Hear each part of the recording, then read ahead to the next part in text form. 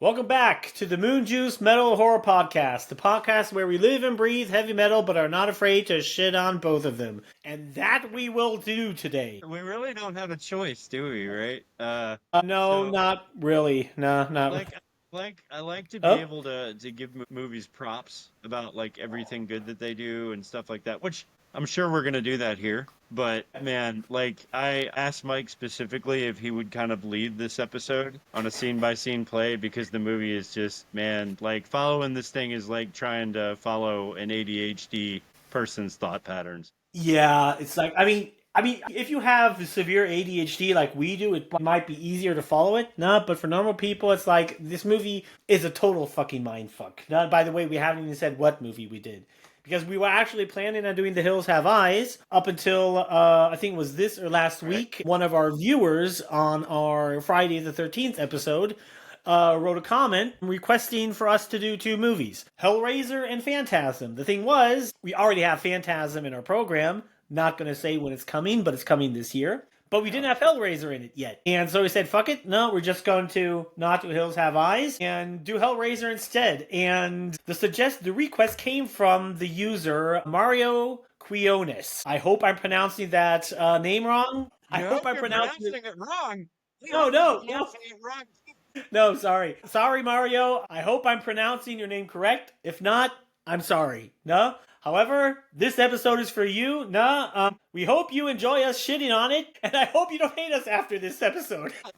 That's the thing about, like, if people do requests, right? Like, if you request a movie and it's one of your favorite movies, just expect that if we don't like it, we're gonna shit all over it, because that's what we do. If we like it, then we're gonna say wonderful things about it. Yeah. But if it's garbage, we're gonna talk shit about it. So I hope you're not too upset with us, Mario. Yeah. Sorry, But ahead of time. But Sorry. straight up to begin with, I have to say I like the movie. Yeah. Well, straight up to begin with, I have to say I like the movie. It's just confusing as shit, Matt. Literally, it's like, oh my fucking god. I mean, because just as you said, it jumps over so many things. It jumps from like 10 different plot lines, what it feels like, no, to characters where you just ask yourself, why are these people together? No?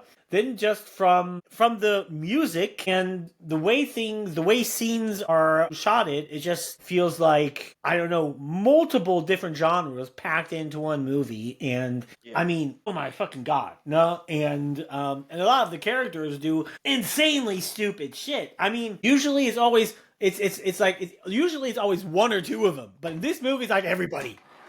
I mean, yeah. This is literally a movie where you can safely say everybody in this movie is a complete fucking idiot. I mean, even if you take it to a degree, the Cenobites. However, no. So here's the thing, right? So this movie went through a lot of different phases to make it to the screen. I mean, I watched the movie. I've seen it probably 2 or 3 times before this, but this is like my actual first view where I'm sitting down without like doing other things and actually having to concentrate on the film. And even like I have ADHD, like we talked about, just like you do, and having to sit down through something that you're not really 100% interested in and trying to make sense of it. This movie is all over the fucking place. And there's a lot of reasons for that. Well, just a little bit of a background. I mean, Matt, you could probably say if the movie is so much over the fucking place like this one is, there has to be a lot of reasons for it.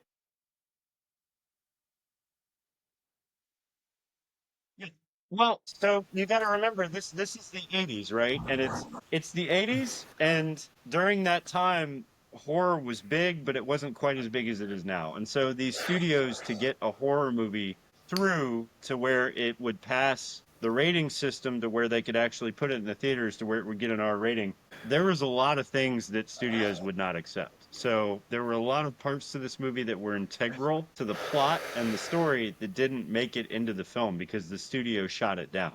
At first viewing of this film, it got an X rating. It got an X rating. And so Clive Barker was like, fuck. So now I have to cut a bunch of shit out of a movie that is basically about sex and torture, right?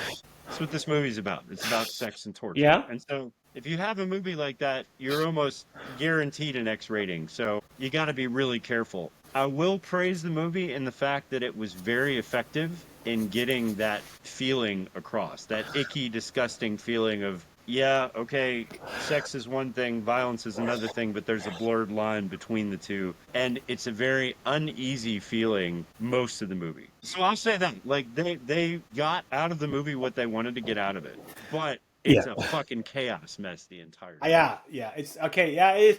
It is absolutely chaos. And well, to say that, I think we should, get into the beginning. Go Yeah. for it. Well, the entire movie starts out. Yeah, the movie starts out with this big picture of, torture body things hanging off the wall, no? And this one guy doing some weird ritual. Could be satanic or some BDSM shit. I don't know. Both is possible, no? And you see some flashes going around. Then multiple hooks, no? Hacking into his skin and everything, ripping it apart. And then you just basically hear him screaming. And then that's pretty much the opening, no? I mean, of course, after the opening credits, have rolled. No? Now, this is where the movie starts out like, a Saturday afternoon sitcom, where you have like this married couple moving into this totally ran down house, where you have like the husband, coming in like, oh, isn't this nice to be in this new house or what? You look at the house for one moment, you're like, God damn it, what the fuck is wrong with you? I mean, not that, I mean, not that I would have a problem. I mean, but this house, if you see one room in it, you're like, okay, you're gonna probably put at least double the amount into this house that you have to buy it. No, but okay, whatever. Well, no? so to be fair, this is the 80s. I grew up in this era, so a lot of the things watching the movie now, they look really outdated, like even worse to us than they would have in the 80s. But that doesn't change a goddamn Yeah. thing because the house is a freaking disaster. Like, it looks like a 90-year-old woman lived there by herself for probably 30 years, didn't know anybody, and died, and all of her shit is in that house. That's what that house looks like. That's exactly what it looks like. And if you have somebody just straight up, that's the first thing this character says, coming like, isn't it nice to be back in this house again? You're like, that guy's a fucking idiot. No, it's not.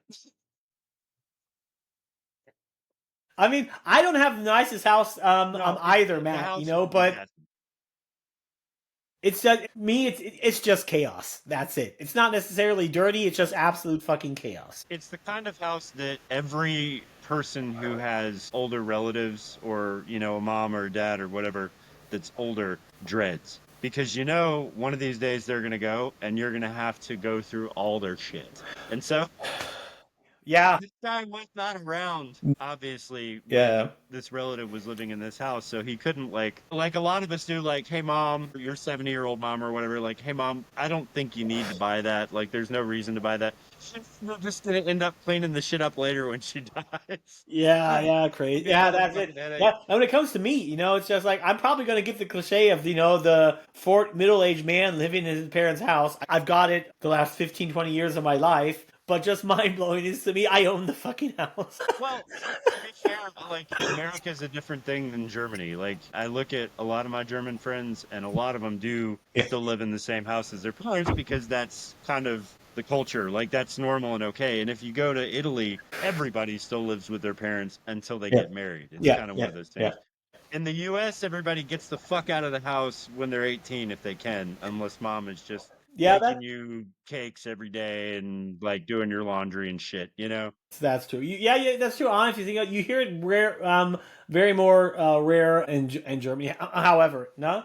Now we basically this two couple just moving into the house, get everything shit set up, no, and then the wife comes in. I don't remember her name, and for multiple reasons, I'm just gonna call her dipshit number one. Dipshit number one. That's a good. Why is going to come out very, very early on in this movie. No, however. Yeah. So basically, they're walking around the house, getting shit set up, and then she walks up into the upper floor, where she finds old pictures of her brother-in-law, her deceased brother-in-law. She doesn't know he's deceased yet. Yeah, no. She knows he's deceased. No, she doesn't, because there's a scene when they come in and the guy that's with her husband, is the brother of Frank, which Frank is the missing brother-in-law, right? And his brother. And he says, the guy probably just got arrested. He's probably arrested and in jail somewhere or whatever, but he was living here, so he's not here now. We're just gonna have to go through his stuff. It's Okay, so not they really literally dead. apparent. It's not really apparent that Frank is dead. It's hinted at. I actually went back to try to see if I could Well, no, catch up on it. it's I even asked ChatGPT because I wasn't sure if she knew he was dead. yeah, Because okay, it's apparent that she yeah, knows something happened, but does she know that before she saw the yeah, photos or after she saw the yeah, photos? I yeah. don't know. Well, that's not sure. However, I mean, you can see her because this brother Frank is the guy that's doing this weird BDSM shit in the beginning, and and then as a viewer, you know he's dead, but they might not know it yet, huh? So, what are you laughing again? So I have a fascination with dark things, just like you do. It's kind of goes hand in hand, Huh? metalheads and horror, right? And kind of grew up that way. But I Yeah. have to wonder, looking at Clive Barker's other films that he's done, the guy has a fascination with dark things, but he also has a really weird fascination with BDSM. Whatever. Who cares? I He mean, does, because there was never a film done like this before this one. And this one's creepy. Just for that fact alone, it's fucking it creepy. is creepy. At the end of the day, whatever floats your boat. No, I don't want to do kink shaming, but I'm probably going to do a lot of it in this episode. No, no, I'm kidding. But this takes Yep. BDSM to like a whole new level. You know what I mean? And you have to wonder if there's not a little bit of that fascination there. Yeah.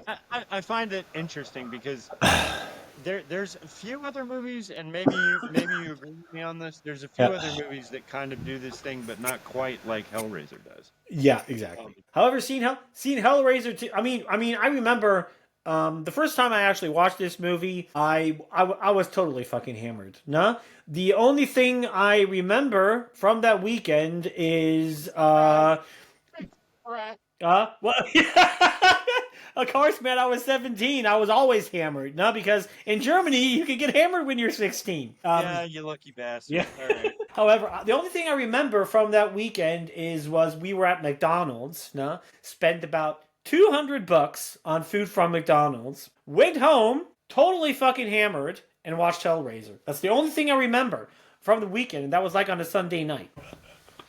However, Well, now okay, that's the so thing. Like, so if I'm, I'm going off of my mental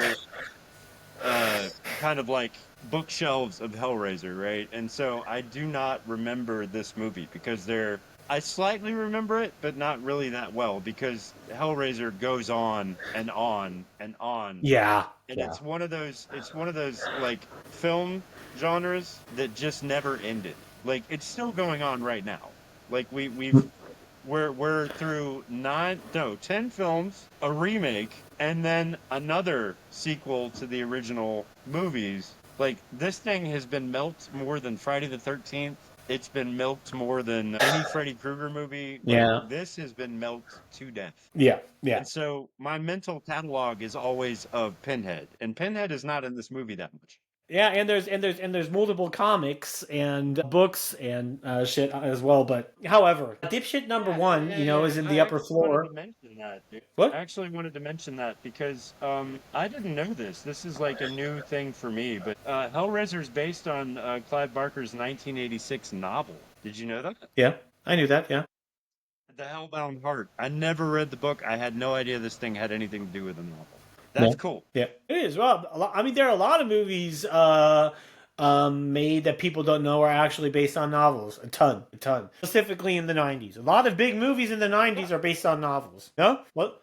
Even one that's not in horror. Jurassic Park, for example, it's based on a novel. Yeah. I read the original novel too, but no. I did too. Not a horror movie, but it kind of goes back into like what we were talking about in one of the previous episodes. You have like Jaws and It, which were record-breaking sales as far as books go, and then Yeah. they were made into a movie. I'm not sure what the sales were on this book to get the movie made, but I'm gonna have to go back and check Mhm. that out. Anyway, sorry. Yeah, we're gonna have to check. However, then you have dipshit number one. Now at this point in the movie is in the upper stairs, looking through multiple things. They're there, and she finds pictures of Frank banging some chick. Huh? And then, huh? Wait, call her Zool? Wait, can we call her Zool? Like the main bad guy from the first Ghostbusters movie. You mean You dipshit remember number Ghostbusters? one? Zool. Yeah, let's call her Zool because she looks just like the character Zool from Ghostbusters 1. Her hair is done the same way. Okay, whatever. Okay, whatever. Then let's call her. Let's call her Sewell. No, okay, let's call her Okay. Sewell. Sewell's upstairs, looking through all these pictures, finding pictures of her brother Frank having sex with someone. No. Then after that scene, like dad calls his daughter and is like, "Hi, sweetie, we've moved into this house, blah blah blah," and the daughter says something like, "Oh yeah, fine, dead dad, blah blah blah," and then they hang up. No? And then, if I remember it right, no? It cuts forward, doesn't cut forward, no. I have to get it right, this movie's so fucking confusing. Yeah, that's why you're doing this one and I'm not. However, then you still have Zool doing a lot of shit upstairs, no? Looking through things, then she just goes down the stairs. And you have like these guys. Oh no, it's the dad actually, no? Moving stuff in, no? And then she's like still going through multiple things. They're still getting everything outloaded. Basically, nothing much more happens in this scene. But then for some reason, no? She decides to walk through all of this shit. These guys moving the room, telling her something I really don't care about, no? Dad comes down the stairs, says something more I really don't give a shit about, no? She goes up the stairs again, does something. You see the daughter walking by a river for, I don't know, some reason. Apparently, maybe she just wants to jump into the river and drown herself. Probably not going to do that, but no. And then, God, yeah, you have like multiple figures. Then all of a sudden, directly, her walking by the river. That's literally what happens. You have like a scene, her walking by the river of some port somewhere, no? And then directly in the next scene, she just comes walking through the door. Yeah, I didn't get this part at all. I don't know, because he had just gotten off the phone with her asking her to come home, and she's like, I gotta get a job, Dad. I gotta do something with myself, so I'm not gonna make it. And then all of a sudden she's there. And I can't help but think that maybe a scene was removed here. Or the writing is bad or something, but whatever. Yeah, I get it. I don't know. This is like a asylum level of cutting what was done here, and I don't even remember, for God's sake, what she said. The only thing I remember is these two guys doing the moving in shit, says something sexistic, catcalling shit. What they throw towards her, where you're like, oh, fucking idiot. She goes in, hugs her dad. They talk a little bit about things, I guess. No? That the girl, I think, gives the dad a 6-pack of beer. I really feel pity for these guys because they have to drink American beer. What? I was going to say that, but the thing is with these guys that are helping him move in, did you notice that, one, these guys look like they were probably borrowed from the local homeless shelter because they're both just kind of dumb. They look like they're dressed very poorly, and they're dumb as fuck. Like, they're dumb as fuck, dude. Like, these guys are not the guys that would get me to help move in. Yeah. On top of that, did you notice how much 3 grown men are struggling to get a mattress up the stairs? Yeah. This is a fucking mattress. This is not a box spring. This is not like a chest of drawers. This is a fucking mattress, and it literally, if you time it, I timed it because I'm crazy. I timed it. It takes them about 20 minutes to move this thing 2 feet up the stairs, and they're having a really difficult time with it. Matt, I mean, come on. You have to give the guys props. It's a mattress. It's fucking heavy. It's a mattress, dude. It's America. In America, we don't build beds like you do in Germany. We have a box spring that weighs like 5 pounds, and then you have a mattress that weighs maybe. Matt, mattress, which they didn't have in the 80s. I think I might have to. Maybe 40 pounds. I might have to hold up a sarcasm shield at this point. No, the invisible sarcasm. Sorry, you're right. Okay. I mean, because mattresses in Germany aren't very heavy either. They're fucking. It's a bitch to put them up but they're not heavy. No. However, 3 grown men. Yeah. 20 minutes to get this. 3 grown men exactly. However, then. And the asshole injures One of himself. these dumbasses. What? And this asshole injures himself going up the stairs. Yeah, that too. However, I don't think that happens until they're upstairs, but whatever. However, shortly before they bring the mattress upstairs, one of these dumbasses says something insanely fucking stupid and sexist, I would say, to the dad. He's like, "She got her looks from her mom," no? And the guy's like, "Her mom's dead," and it's like, God, I mean, how can you be that fucking stupid to insult equally the wife and daughter of a guy at the same time? But however, These guys are definitely bargain. Yeah. Movers. So basically, the others are upstairs putting the mattress apparently somewhere. It should actually go in the bedroom, but nah, whatever. Then for some reason, Mattress thing? what? We did.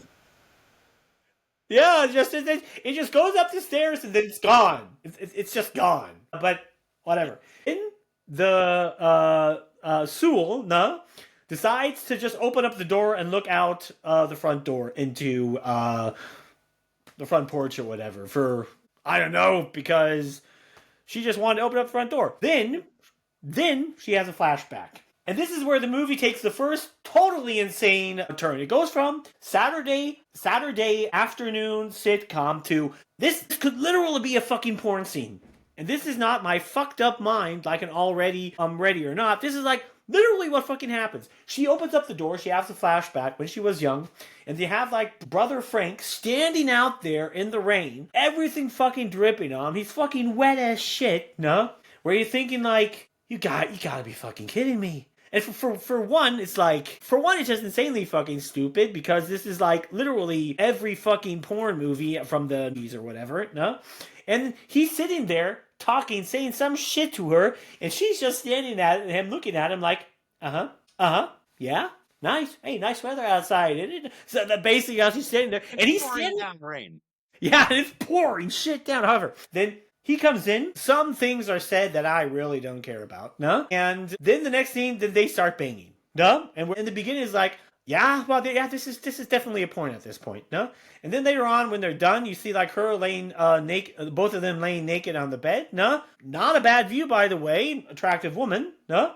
But then after that, it cuts back just to her standing directly in front of the door again, no? And where you're just like, yeah, well, okay. This is like the most, I don't know, idiotic way to set up that she was basically cheating on her fiance at the time, now her husband, with the brother of her fiance. No? So this was cut very weirdly, and I don't know if you noticed it, but when I saw this scene, she goes to the door, she opens it, and all of a sudden he's in front of it, and she's talking to him. Yep. The whole time that she's talking to him, they don't really show her much. So Yeah. the viewer thinks that this is real time. The viewer thinks that this is what's happening right now. And then they make it apparent, although not very well, they make it apparent that this happened in the past. So you get this whole expose scene, all this stuff, sex scene, the cheating of her with her husband's brother, all this stuff. And then at the end of all that, it cuts back to real time. So you realize that was a flashback. Yeah. But it's not very apparent at all. Yeah, it isn't. So very poorly done. Yeah, I don't know. It's just really fucking weird, no? And however, then shortly after that, she's going back upstairs again and just had like this mean. What, Matt? Okay. Yeah. Then she just goes up the stairs, having a mean look on her face, and then it comes back to the daughter, and she's just got out of the shower making her hair or whatever. But she's definitely dipshit number 2, and I don't care. That's what I'm gonna call her now throughout this movie. She was gonna be dipshit number 2. I knew it. She's an idiot too. Yeah. Yeah. I knew she was gonna be dipshit number 2, and then yeah, dipshit number 2. Okay, however, then Sewell goes back up the stairs into this dark. She walks into the room. No, and by the way, the room is totally fucking dark. No, then you see another in her mind flashback where she's kissing Frank or whatever, and then after that, all of a sudden, the room is just light. It's like light as day or whatever. Where that's like whatever. I mean, it's like okay. Now this scene is total fucking confusing as shit because now it instantly at that point jumps right back to a fucking flashback of when they were younger again, huh? Where now all of a sudden she's making out with Frank again, and then he just pulls out a knife from literally nowhere, and it's like okay, now we're going from normal porn to BDSM stuff, and she's like, you can see it in her face like she's super fucking horny at this point, no? And you're just asking yourself, why?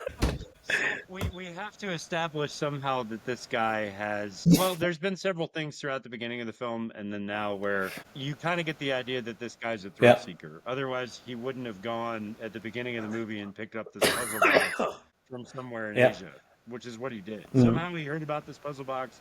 He went to Asia. He made a deal. He took the puzzle box back. He's Yeah. a thrill seeker. And so people like this generally get their jollies from doing things that are a little bit more outlandish, right? No kink shaming again, but he's this kind of guy. Oh yeah, And so yeah, this yeah. But kind I of mean, sets up yeah, further but that I mean, he yeah, that. likes more of the BDSM violent kind of stuff. Yeah, but I mean, hey, I mean, but the problems with this guy is not that he's into this BDSM shit. I mean, whatever floats your boat, I'm fine with it. He's a normal guy. What? By today's standards, he's a normal guy. Yeah, probably. Yeah. You can say that. According to today's standards, he's a normal guy. And this is fucking crazy because I think now it goes into full blown. They're having a flashback of her having sex with Frank, no? And the other three guys are still having fucking issues putting this fucking mattress up the stairs, no? And it feels literally like, like the husband is having problems carrying a fucking mattress up the stairs while his brother is banging his wife. I mean, of course it's just a flashback, but it's like, yeah, you're right, Matt, because it's done so fucking poorly. It literally, when you're watching it, you really just feel like, just like I just said, he's carrying up a mattress up the stairs, and in the meantime, in the bedroom, on a bed where he's carrying the mattress to, his brother is banging his wife. Okay. This was almost like, I don't know if anybody else gets it, right? But this was almost panic-inducing to me because I didn't get that these things weren't going on congruently. Yeah. And maybe I'm just stupid, or maybe it's just really poor editing. Because Yeah. I was sure that this was going on while they were trying to carry this 30-pound mattress up the stairs with three grown men that's now taking an hour. Yeah. I mean, it's right. I mean, it's clearly a flashback because you have like in present day she has short hair, and in the past she had long hair. You can see that she has long hair, so it's clear that it's a flashback, but it's just edited so badly. Couldn't they have just not, put a black-white filter over it? That's what usually filmmakers did in the time. Yeah, there's several different ways they could have done this. It's just that I feel like, if you go back and read about the movie, the production was extremely rushed. So I think a lot of things were missed. And when they cut it together at the end, they probably had no time left. So you missed ADHD nightmare of a movie. Yeah, and it's crazy. Basically, this entire scene just jumps literally between one guy carrying a mattress up the stairs and the wife banging her husband's brother. Yeah. Until the husband somehow manages to cut himself on a knife while carrying the mattress upstairs. And this is the scene where instantly I just came up, okay, dipshit number one. So it's not a knife, it's a nail. There's a nail sticking out. Like, this is the most poorly placed nail in building history, right? So we're going to take a nail, not just a nail, but at this point the nail is rusty as fuck, right? Yeah. And the nail is sticking out of the banister at exactly the spot where you would expect someone to hang their hand up on it. Like, the fact that this nail wasn't removed the minute that they moved into the house is beyond me. Because he cuts himself on this nail, and he doesn't cut himself just a little bit. It's a deep fucking cut through his hand, through the muscle, all the way to the bone. Like, it's a bad cut. Yeah. Stupid as fuck. Exactly. Stupid as fuck. Like, you could have come up with a million different ways to make this better. Yeah, of course. But, at this point, I didn't really question myself why they didn't put the nail away, because at this point, I thought they're all fucking idiots anyway. So, of course something stupid is going to happen. But then comes the next scene where instantly Sewell became for me dipshit number one, because her husband comes in, running into the room with blood all over his hand, and her first question is it a deep cut? What the fuck do you think? Don't you see what fucking happened? He has blood all over his hand. You see dark red blood dropping onto the floor. And if dark red blood is dropping on the floor, you're fucked. Yeah. But however, bad cut. yeah, and then both of these two, after he's like having, I mean, the amount of blood dropping off his hand, dark red blood on the floor, are they like, oh, we have to go to the ambulance? He's like, oh no, we're just gonna put a band-aid on it. Basically, they literally just wrap it up in some bandage shit, you know, and that's it. Whereas like, oh wow, I mean, how can you manage to be in a scenario where clearly everybody would be okay? We have to go to the emergency room, and multiple people, at least 4 people that are in the house at the time, both make the dumbest decision anyone could ever make. Let's just put a fucking band-aid on. Yeah. Well, the thing is, this guy is also like, it's a bad cut, right? So I'm not taking anything away from him by saying it's a superficial cut, because it's a deep cut. Yeah. There's a lot of blood. The blood drips from his hand onto the floor. Yeah. Right? Yeah. And immediately starts getting sucked through the floor. We get that imagery pretty quick. Did you notice that Zool at this point doesn't have any reason to want to stay at the house, but somehow she does? Because at this point, the guy's daughter shows up, right? Yeah. No, she's already been there before that. She's already been there before. Okay, so she's there, and Zool asks her to take him to the emergency room. She's like, can you take him to the emergency room? Can you get him out of here? He needs to see a doctor. She does that because she wants to stay here. But at this point, there's no reason why she would be driven to stay at the house. But she does anyway. So also, poorly cut. Poorly cut. But I noticed that when I was watching. I was like, she has no motivation to stay at the house right now, but she's purposefully shooing him away with his daughter so that she can be at the house. When right now, there's no reason to be at the house. Did they actually take him to the emergency room? Yeah.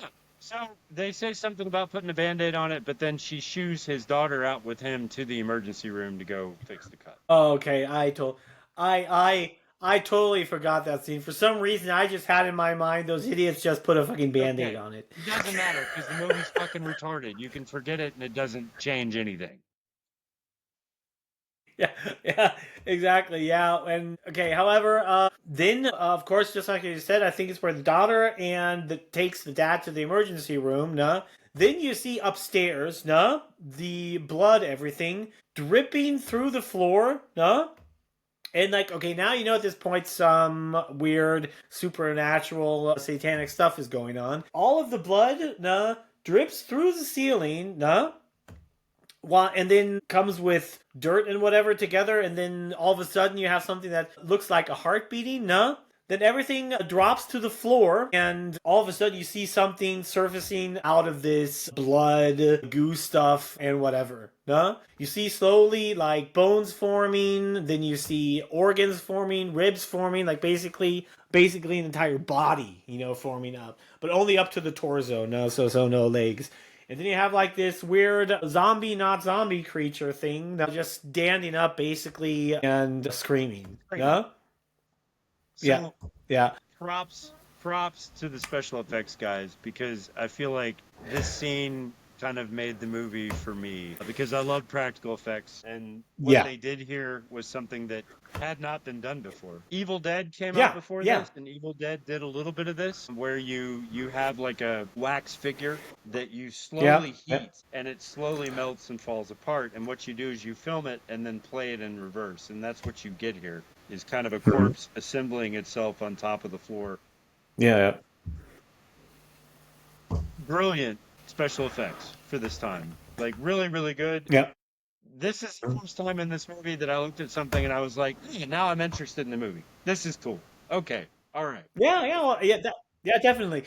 You really have to say, that's one thing you have to say about the movie. The practical effects are really good. They're really good in this movie. That is something I have absolutely no criticism towards, because they're all great, But then what's actually the next thing that's totally fucking weird, it goes literally from this scene where this corpse thing resurfacing out of the blood to now it's nighttime and we're all having a big family dinner. Out of nowhere. Yeah. So at this point, okay. No. Just explain what's going on so far. We were at the beginning at a Saturday noon sitcom. Then we went to soft porn.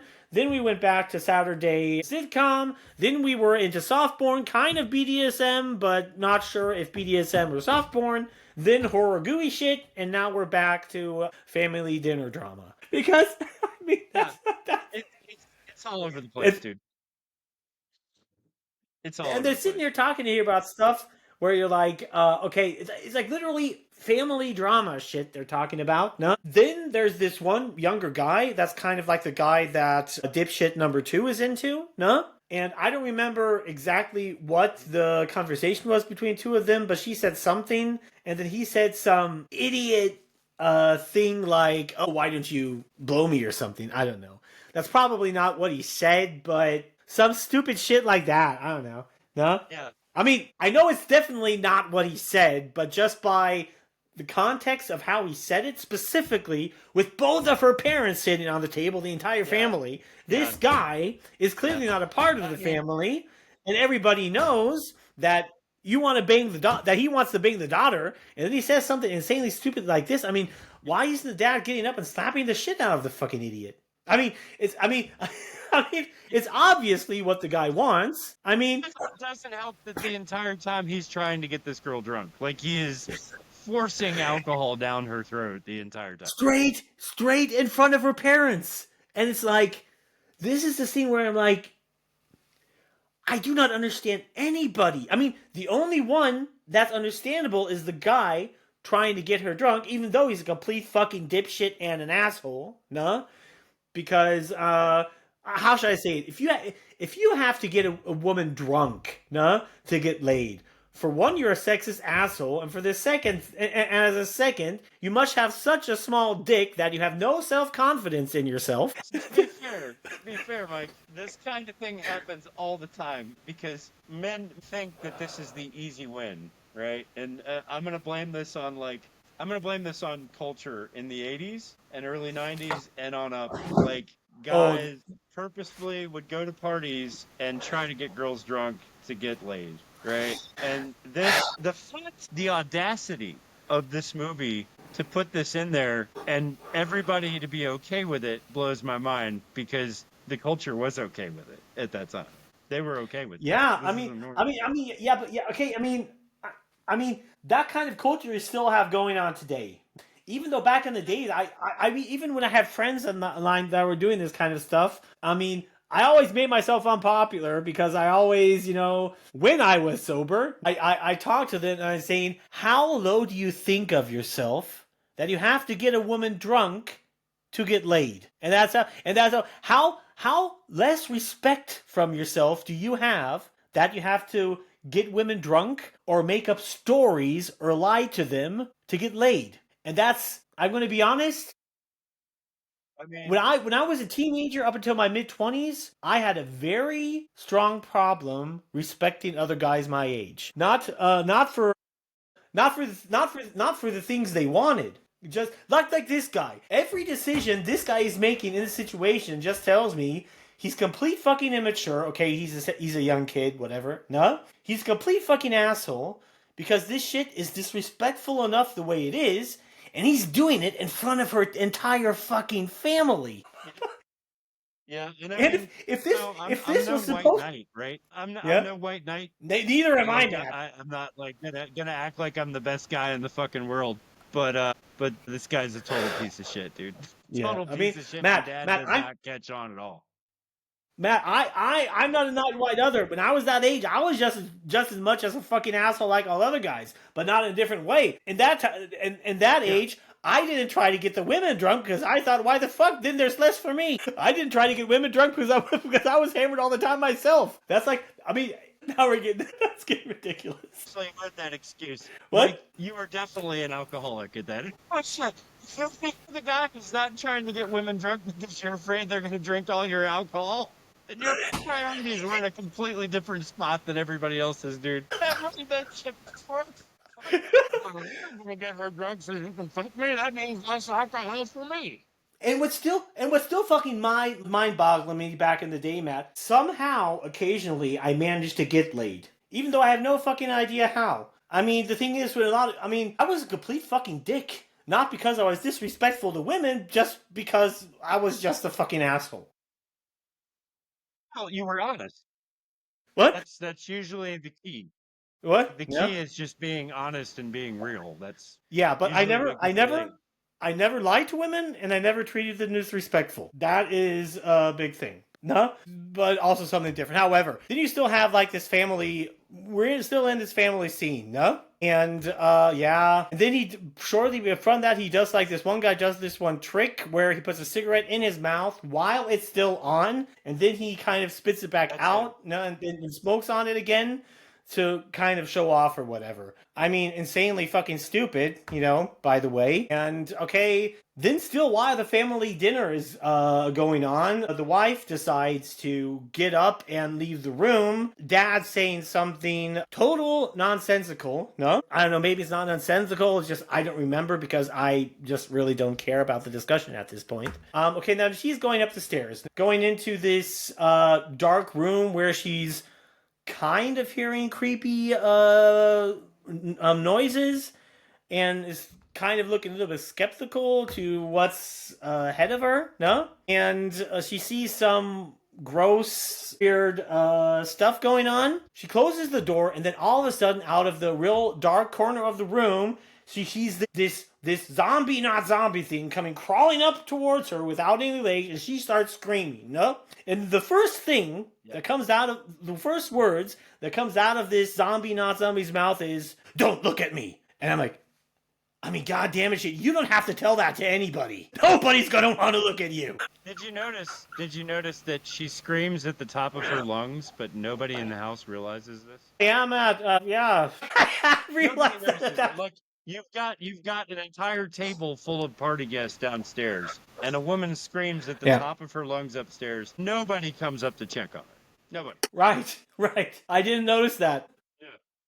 However, It was the so first thing that I noticed. you have like this. It's not like the party Yeah, downstairs okay. is being super loud or anything. They're basically talking, and she screams at the top of her lungs, and nobody fucking hears it. But whatever. Go ahead. Yeah, okay. So then you have a kind of discussion going on between zombie, not zombie, and Zool, no? Because the zombie thing closes the door and she's still terrified up her ass while he's saying multiple times, "Don't look at me, don't look at me," and is turning his face away from her. And obviously she looks at him for some reason. Because this entire discussion is like, "Don't look at me, don't look at me, don't look at me, don't look at me." And it's like, obviously, if you wrote the script, that is like literally the Like, bro, somebody you just in that state charging at her across the floor without any legs. Yeah. Whatever, dude. Yeah. It's just like you said, she's charging out of the room with no legs in front of her. No, don't look at me. Don't look at me. Don't look at me. And it's like, I mean, the people who wrote this part of the script, I mean, do you honestly think some person thinking that conscious that came back from the dead, those are the first words it's going to say? Oh, I mean, the thing literally can't even fucking walk. It has no legs, and it's only worried about, "Don't look at me. How do I look?" Okay, no? Yeah, that's fucking dumb. However, then finally, after multiple things he tells her, she looks away. Then next thing is you see the daughter, leaving the party, also going up to her room. It flashes back to him talking to her. She's asking, who are you? And blah, blah, blah. And then it cuts back to the daughter in the restroom doing something, turning the light on, turning the light off. She meets Sewell back in the stairways, and Sewell is just looking totally fucking shocked out of her mind. I mean, obviously, no? But the people are... That's the funny thing. These two at this point are literally just doing a stare contest, no? Until the guy that's trying to get dipshit number 2 drunk says something, and then Sewell comes walking down the stairs, and doesn't really say anything to her, and then dipshit number 2 just walks away while Sewell is looking at her like she wants to kill her. For no reason whatsoever, because she's done literally nothing. Reasons, exactly. Then it just cuts to a train driving by somehow, no? Then dipshit number 2 and jackass, that's the guy trying to get dipshit number 2 drunk, are now walking through the city, while some other total creepy guy is staring at them through the crack of something that looks like a barn to me in the middle of a city, but And Yeah, I noticed that too. at this Doesn't make point, much they're sense. just walking down. A barn in the middle of a city where I'm like, oh yeah, In the middle that of the fits city. perfectly. Sure. I have to wonder what the filmmakers were thinking a lot of the time here, because there's a lot of things that don't make any sense about this particular scene, right? You have no idea where this guy, you have no idea who this guy is, which is Yeah. fine because they're just now introducing him, but he looks like a bum, right? He's looking at them through what looks like wood in a Yeah, barn, but yeah, you're in the middle yeah. of, I think this is New York. I think this is New York. There's no barn in the middle of New York, but Maybe. whatever. He's peering I at don't them know. through what looks like barn doors, whatever. And then we get Yeah, a Creepy scene in a Joe, I'm pet gonna call shop, him. right? Creepy Joe. Yeah. Yeah, sure. I'm good with that. So we get a scene in a pet shop here next, right? Is it the pet shop scene? I think the pet shop scene takes a little, but we do have the pet shop scene that comes later on. No? Because that doesn't happen next because Jackass and Dipshit number 2 are now just walking through the city. Then they start making out. No? Then it cuts back to Sewell and her husband lying in bed while she's trying to sleep, but the only thing she obviously can think about is banging her husband's brother because that's what she's dreaming again. And at this point, I think it was already established that the zombie, not zombie, is Frank, no? The husband's brother. Yeah. Then the light comes on and she goes into the room talking to him. And this is the next thing that is like, for one, you have in the other room next to your bedroom a fucking zombie not zombie because he's a zombie but he's not a zombie in this movie apparently, in the other room having no legs, being able to talk. She just decides to go to bed, doesn't tell anybody anything that there's a fucking zombie in the other room. No shit, nobody knows where it comes from, but what are we gonna do? Oh, let's go to bed. No, maybe it'll be gone the next morning. To be fair, she knows it's Frank, so she obviously still attached to him in some way because there was this relationship that happened in the past. So Yeah. now we get kind of the dynamic of she knows what's going on, but she's trying to hide it from everyone else. Yeah, but it never really. Yeah, okay, you have. Yeah. Of course, you have that dynamic. No, but it's just one of those. From her point of view, maybe, but it's just still, even in that, Matt. No, if you're trying to keep it secret, no, the last thing you would do is just close the door, hope nobody walks into that room, and then just go to bed. Yeah. Okay.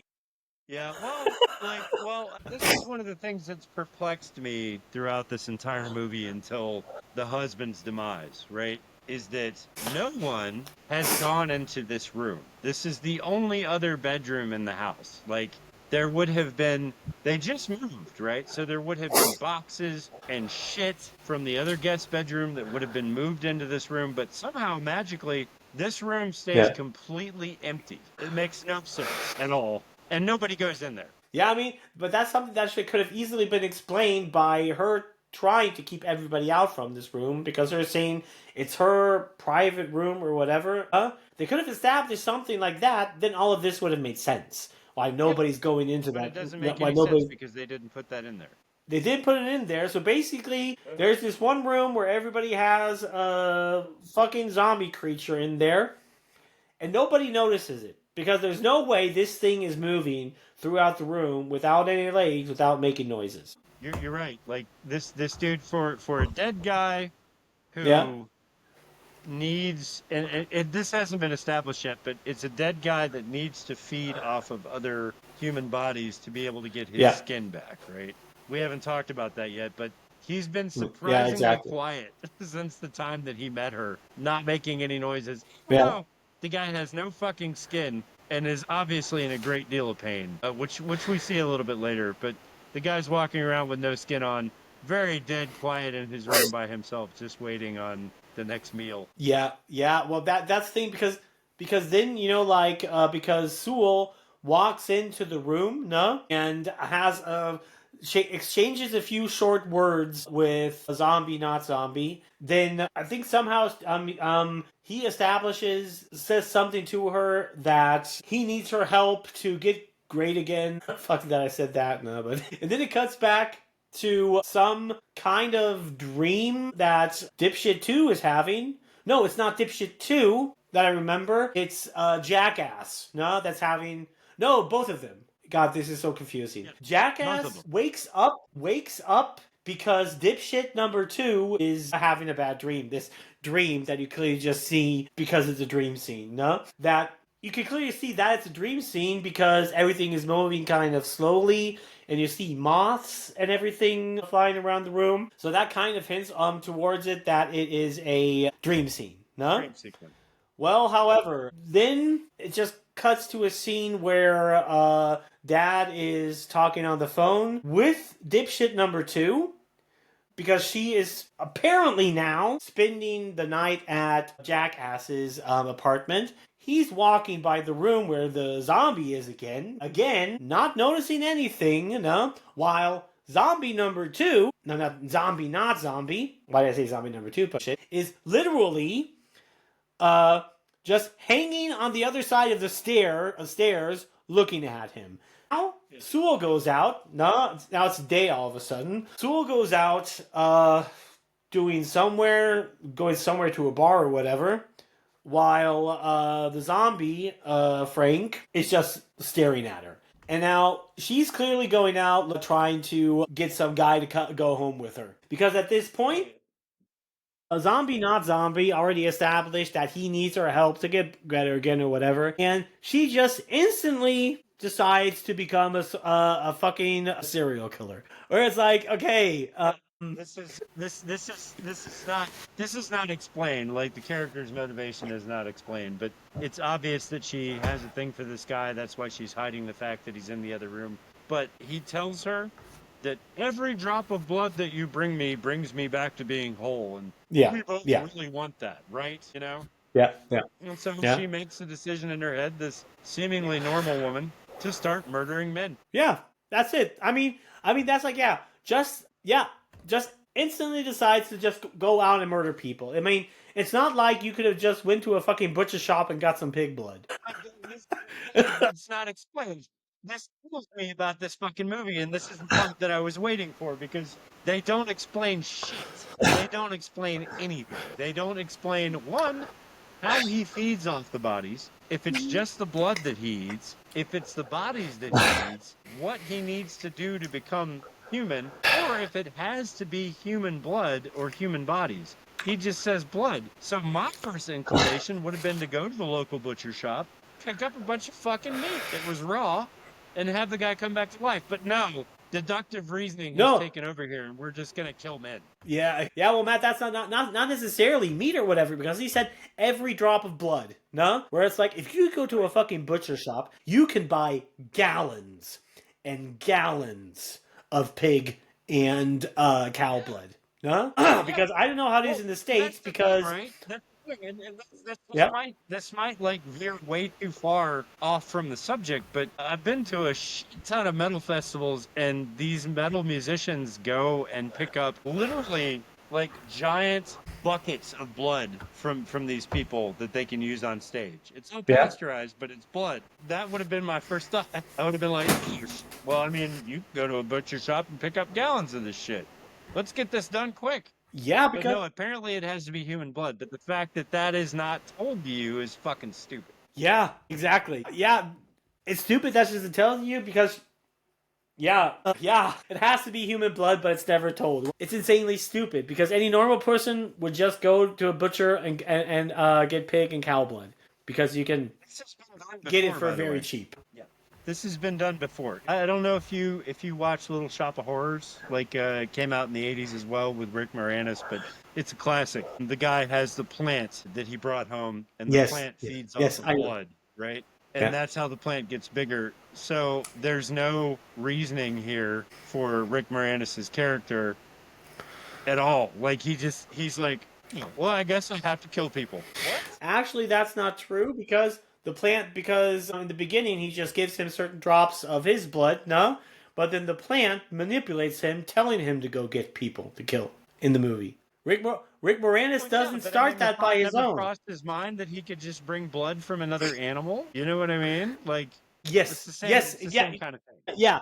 Now that you're saying it, that could have crossed his mind, no? To just give him pig's blood, no? Movie logic, exactly, no? So, however, Sewell takes this guy home. He's thinking like he's gonna have a hot night with a hot woman, and then right in the middle of it, while she's undressing him, she just basically takes a hammer and hits him over the head with it. First, waits until he gets half naked. At the entire time, this is what also makes this guy kind of look like an idiot, because she's looking at him with a real disgusted look on her face, and he's just going at her and trying to kiss her, whatever. And it's like, I mean, at the latest, you're in a fucking room, looks like it's going to fall apart.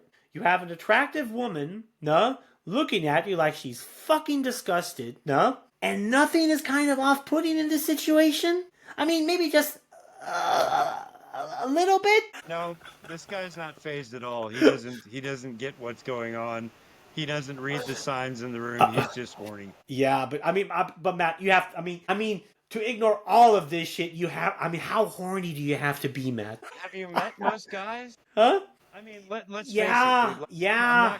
I'm not gonna talk about men like I'm not gonna talk like we're the best thing in the world, dude. Like you and me have a small group of friends, and I think there's a good reason for that. I think you're kind of the same way I am, where we have people that we call close friends. We have people that are dear to us, but that circle is very small, and there's a good reason for that. I think most people, I don't want to be like super pessimistic or terrible about this, but most men are fucking dirtbags. They are. They mistreat people. They have a one-track mind. It is what it is. I'm sorry. Like, I'm not, like, again, I'm not sadly, a fucking white knight or anything, but most men have a one-track mind, and they ignore every other sign they could possibly have that something bad is going on or something mischievous is going on just so that they can have sex. And this is why you have toxic relationships and abusive relationships and shit like this, because men want to fuck. Dude, they want to fuck, and they'll ignore everything just to get a piece, dude. Sorry, but that, yeah, it is the truth, Matt. But that's not exclusively to men. Neither does that have much to do with being horny. I'm not demonizing women, but men are the true culprits here, dude. Yeah, you're right about that. When it comes to that when it comes to sex, you're right. Men are insanely fucking stupid. Yeah. Very. Yeah, however. Yeah, well, did she now, while he's getting ready for action, takes a hammer and just starts bashing him over the head with it, Yeah.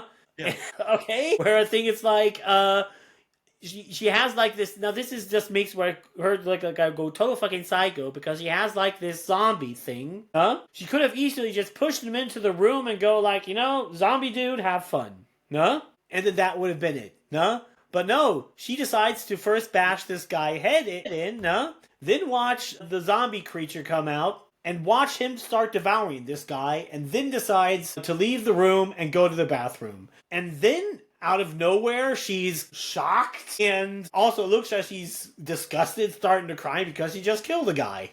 I mean... Yeah, the character development is on a new level here. I mean, she's not... This is not character development, Matt. This is just, at this point, you ask yourself, is she schizophrenic or something? I don't know. Because, I mean, okay, being shocked to a certain, she goes from just housewife with clearly marrying the wrong guy because she was in love with the brother, that is a thing I think is reasonable, happens, Then she goes to, oh, now my boyfriend is back, but I'm shocked because he looks like a zombie, Then to, oh, I'm gonna go out and kill a guy, so I can have my boyfriend back. And then after she's killed the guy, she cries because she feels bad about it. I mean, if you've already established... Chalk this up to them not having enough time to do character development, because you get a lot of horror movies, especially like psychological horror films, where the intentions of the characters are highly analyzed and stuff like that. This one went off the rails from this point that we're talking about right now. This movie went off the rails about 30 minutes ago. Yeah, I mean, Matt, the movie goes off the rails literally like after 5 minutes, but yeah, it does. And that's not but it's taking just anything away from the movie. Hellraiser definitely has cemented itself as a horror genre that has stuck with the people. Like most people that are horror fans, everybody knows Hellraiser. Everybody has good things to say about it. but it's kind of like the first Freddy Krueger movie where you go to it and you realize, if you really analyze it, they just didn't have the fucking time and they didn't have enough of a vision together Yeah. to make this work. Yeah. And Yeah. that's what Yeah. this Yeah. is. Yeah. Exactly. I mean, I agree with you on that. I do also think I agree with you on that. It's probably due to just the things you just said that they didn't have the time or the resources to do it right. But and I'm not saying that I hate the movie. I liked it. It is a good movie. It's just it's extremely fucking confusing all the time. Specifically, Sewell. It's like you have like the same character, no, that is like being an entirely different character in every different scene. This is not. It's supposed to be the same character, but she's acting like a complete different character in literally any other scene. I mean, I don't know. To make that make sense, they could have, I don't know, written something in that she has some kind of mental illness. No, maybe no, because either the way they're doing it here just makes no sense whatsoever. It's just we casted one person to play multiple different roles, but we're not going to tell you because we want to confuse the fucking shit out of you. It's probably not. Yeah. And it doesn't really get better either. Her character does this kind of thing for the rest of the film, bringing new men into the house, tricking them into thinking that she's going to have sex with them and then killing them. Like this is like That's huge chunk of the movie, and we have no real motivation for that other than she wants to be with this guy who has no skin. Yeah, exactly. And that's the next thing where I'm like, I mean, okay, no, you could chuck that point down back to the point that she's in love with him, she knows who he is, whatever, and she knows once she does all these things that he'll be a normal person again. But there are still a lot of awkward scenes, no? Specifically after she brings the first guy in, because now he has legs again and muscles on him, no? And then they have this scene where you actually think they're kind of going to start to make out, no? Because they're really close together talking, and then he's telling her about something that they have to get this done fast because if he has to get out of here. This has to be done fast, and he has to get out of there or they will come, no? That's all that I remember what he says at this point, no? Yeah, he says, and that's we have to get out of here. We have to get out of here quick because they'll come. And then she asks, who? And he says, the Cenobites. And then he kind of half-assed explains to her who the Cenobites are. Yeah. Half-ass. Well, yeah, that's true. He explains like, these guys are just shit fucking evil, but he doesn't exactly explain to him why, Okay, then, Matt, we have a scene where it cuts back to dipshit number 2, being in the pet store, where she meets Creepy Joe. No? And then Creepy Joe is just sitting there with his hands in this tank with all these bugs. No? And then she's like, what the fuck are you doing? What the fuck is wrong with you? And then you literally just see Creepy Joe, sticking his hand in the tank, and then eating these bugs. I mean, okay, we knew the guy was fucking creepy up his ass, but this is like a whole new level. And by the way,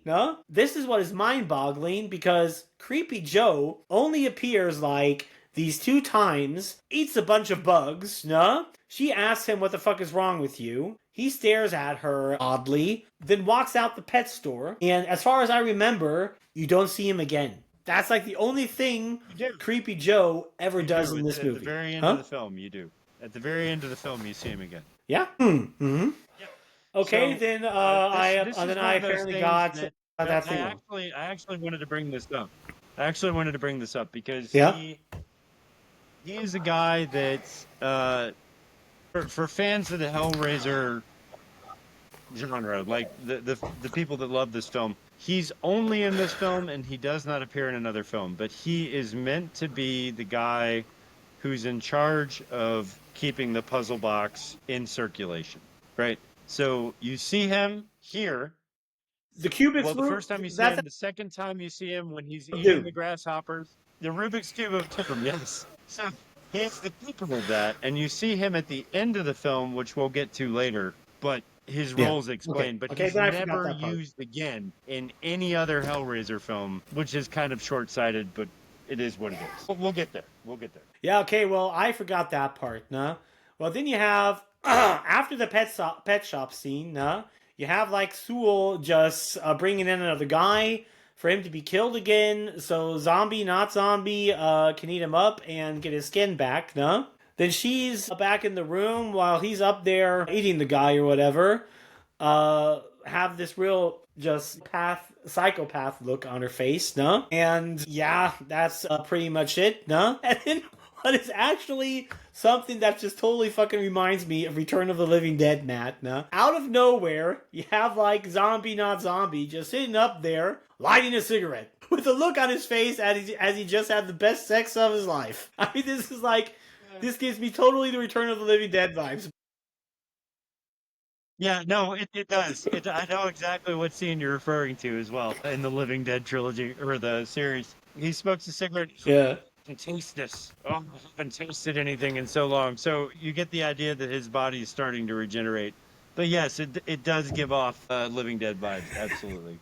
The best sex of his life. Yeah, but that's the thing. Okay, I mean, the thing is, just like everything that has zombies in it, it's just how the way it is. We mentioned it in multiple other episodes. Everything always has some kind of link or kind of element to George Romero, no, or Russo, no. Usually not Return of the Living Dead, right. No. But however, no. Yeah. Okay, then the movie goes on, and the zombie, not zombie, is having his after sex cigarette, no, until Suo comes into the room, and he explains a little bit more to her what is going on.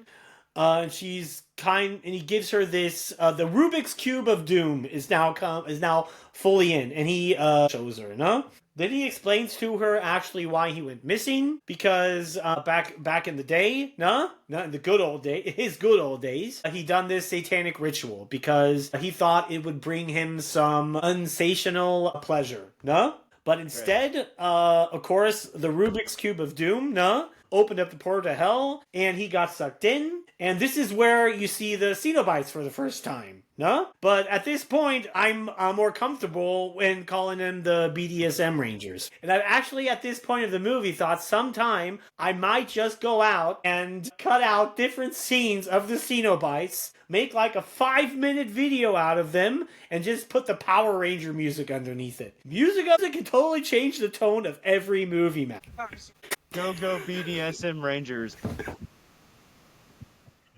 No, but if you wanted to do a song like that, BDSM Rangers is not that good. You would have to call it Porno Rangers, because then you can really go like go Porno Rangers.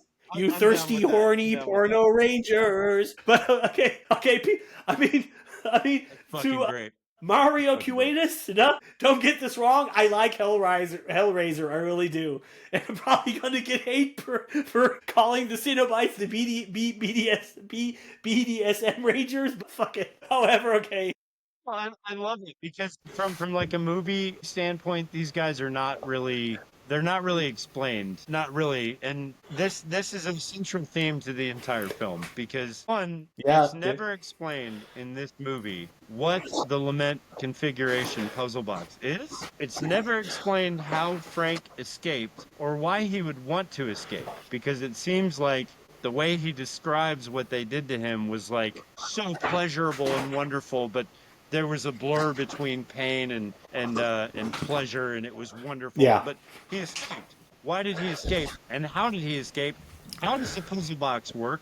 What is the puzzle box? How do you banish the Cenobites with the puzzle box? What is this? And it's not explained in this film at all. Like, I know this is getting ahead, but towards the end of the film, none of it is explained at all. No, that is literally the reason. Sorry.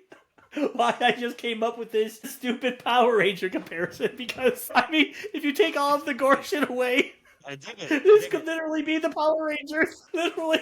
I mean, this scene alone is like, without all the gore stuff, a typical Power Rangers scene. It is. But I will say, because I have to. I will say because I have to, this scene is done well, because you see these guys, and you're like, if you're not seeing Hellraiser before, and this is the first time you've seen anything from Hellraiser, it's creepy as fuck, man. Like, this whole scene is set very darkly, and the lighting is done really well. The characters are creepy, the voices are creepy, the things that they say are creepy. It sets the tone for kind of what you expected of the film. So I like this part. Yeah, I like the introduction. But If you think about it Yes, that way, it yes, is pretty yes. fucking funny. I know, I know. The thing is, I also don't want people to get it wrong. Like, I didn't like this movie. I do. I mean, thing is, I always usually like to, I like confusing movies because I just really enjoy them, nah? But I always, I always have a tendency to just make fun of shit I like. Even if I like a movie, sometimes I have shit going off in my head. It just comes out of nowhere. Just like comparing the It's like Cenobites metal to the bands, Power dude. Like Rangers. I can absolutely fucking love a metal band, but I will also make fun of them all day long because I think life is way too fucking short to take everything so seriously. And even stuff like this, dark matter subjects and stuff, I love making fun of it because it's great. It's dark But humor, you know. I think sometime I'm going to do it. I don't know when, but I'm definitely going to try to cut out scenes from Hellraiser and just put the Power Ranger music underneath it.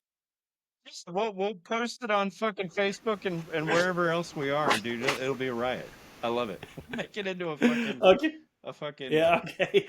a vine or something. Yeah. Yeah. But then you actually, this is cool because just because we're talking about the scene, you have like this is of course where you see like he's explaining all this stuff to Sewell, He's being hanged up, on his feet, blood dripping everywhere, and this is like the first time where you actually see Pinhead, and it's not established. Like you said, what they are, just he picks up this cube, says something towards her. We have to get this done fast, or these assholes are going to come and show up, and then shit is literally going to go down, And shortly after that, it cuts back to the Sewell and her husband, watching TV while Zombie Not Zombie is like madly running from one side of the wall to the other, stomping everything because he's pissed off because he's not getting anybody to eat and he doesn't want the Cenobites to come. Finally, the husband, realizes that something's going up, because he hears that Frank's bashing on the walls. And then Sewell is like, Finally. oh no, I thought of, what? Yeah, finally. I'm not sure what she says, but oh no, I'll go check it out. And he's like, oh no, I'm going to go up and I'm going to check it out. Sewell constantly, at this point, tries to prevent her husband from going into the room, while it's flashing back to Zombie Not Zombie, already looking at the corner. Oh yeah, come up here, you fucking asshole, Even, by the way, it's his own brother, And then, apparently, she decides to do the only thing she can do to prevent him from going into the room, and that's by trying to seduce him. No? And she's now literally trying to seduce her husband so he doesn't find the zombie thing in the other room. No? Okay, smart decision. No? In the most cases, it'll probably work on most guys. I mean, because, if you're just watching TV and your wife comes up to you, wants to have sex, I don't think the most guys are going to say no. Because at this point, I think the house would have had to be on fire. No? My wife wants to have sex? No. What? Huh? Yeah, I didn't understand what you just said, Matt. Tip to all you women, your guy's probably never gonna say no. Just throwing that out there. Yeah. Okay, so now Sewell has managed to get her husband to go with her to the bedroom. Because then they decide that, of course, they're going to have sex, And now they're getting in the bedroom, starting to make out or whatever, And in the middle of them, making out, Zombie, Not Zombie, decides to come into the room, or, no, wait. No, he was already in the room, in the closet, peeking on them, the naughty bastard. While they're making out, he opens up the closet, and this really comes out, that this is like, naughty, He comes out of the closet really like this, like Matt, goes like. That's what I guarantee you. Coming out from the bushes really slowly. Yeah, but I guarantee you, if this guy had eyebrows, he would be doing that. He would be. Oh yeah, he's got a dead rat in his hands. Okay. He's got a dead rat in his hands, and he's like cutting the rat open while he's watching them have sex. Yeah. First he has the knife, as you say it, and then I'm not sure if he has a dead rat. No, he doesn't have a dead rat. He just is holding a knife in his hand, and he's slowly walking towards him with his look on his face, And then he's standing right in front of the bed, staring down at them. Then you see him having a dead rat, cutting it open, And of course, Sewell starts to just starts screaming or whatever, like, oh my god, stop, huh? And then her husband is on top of her, is keeping on going. This is unfortunately another situation. Probably a lot of women have been, sadly, no, happens, but you have like her husband getting on her. She's like, stop, and then not zombie, no, decides to just in rewind in rewind mode with the same look on his face, go backwards, and then he just goes out of the picture, no. And then, of course, the husband is like, oh my god, and why are you doing this? First you're making me hot, and then now all of a sudden you're turning me down or whatever. And it's like, and at this point I'm like, you fucking asshole. For the last fucking 2 minutes she has been screaming at you to stop. You fucking moron! I mean, Matt. Same thing. I mean, he's been screaming at the top of her lungs for him to stop. If I was, keeps going, and then he's like, "Well, I was all hot and bothered," and then all of a sudden you don't want me. No, dude, she's been screaming for like 5 minutes to tell you to stop. This is what instantly made me hate this fucking guy, because it's like I cannot grasp how guys act like that. Because if I was making out with my girlfriend or my wife, and she would start screaming or whatever, I mean, my first reaction would be like, oh, holy shit, what the fuck is wrong? I would have thought I don't know, did I do anything, or what's wrong or whatever? Are you in pain or whatever? Let's be honest. Huh? This guy is the king of obliviousness. He is the king of obliviousness, because not only did he not catch on here, but his wife has been in the house, not wanting to leave the house. There is a dead zombie, not zombie thing in the other room that he never goes into, and this guy is the happiest fucking guy in the world. He has not caught on to anything that's going on this entire fucking film. So this is not that he would just be on his own little wavelength, not paying attention to anything that she says, because the guy is the king of oblivious. The king of oblivious, maybe, but the king of oblivious. No, that's a great name. No? Well, of course he's the king of oblivious. No, even that would just make him a fucking idiot. This is no longer stupid what he's doing. It's just insanely stupid, and he's just a complete fucking asshole. There's no other term for it, Matt. No, and just like I say, I'll give you that. That is just something I can't grasp. No, if you're with a woman, no, and she's screaming bloody murder, no? I mean, it's one thing if it's BDSM stuff. I mean, a lot of people are into that, but that's something different. This is clearly not that situation. And these two people are not people that are into this. What? What would this guy's safe word be? What?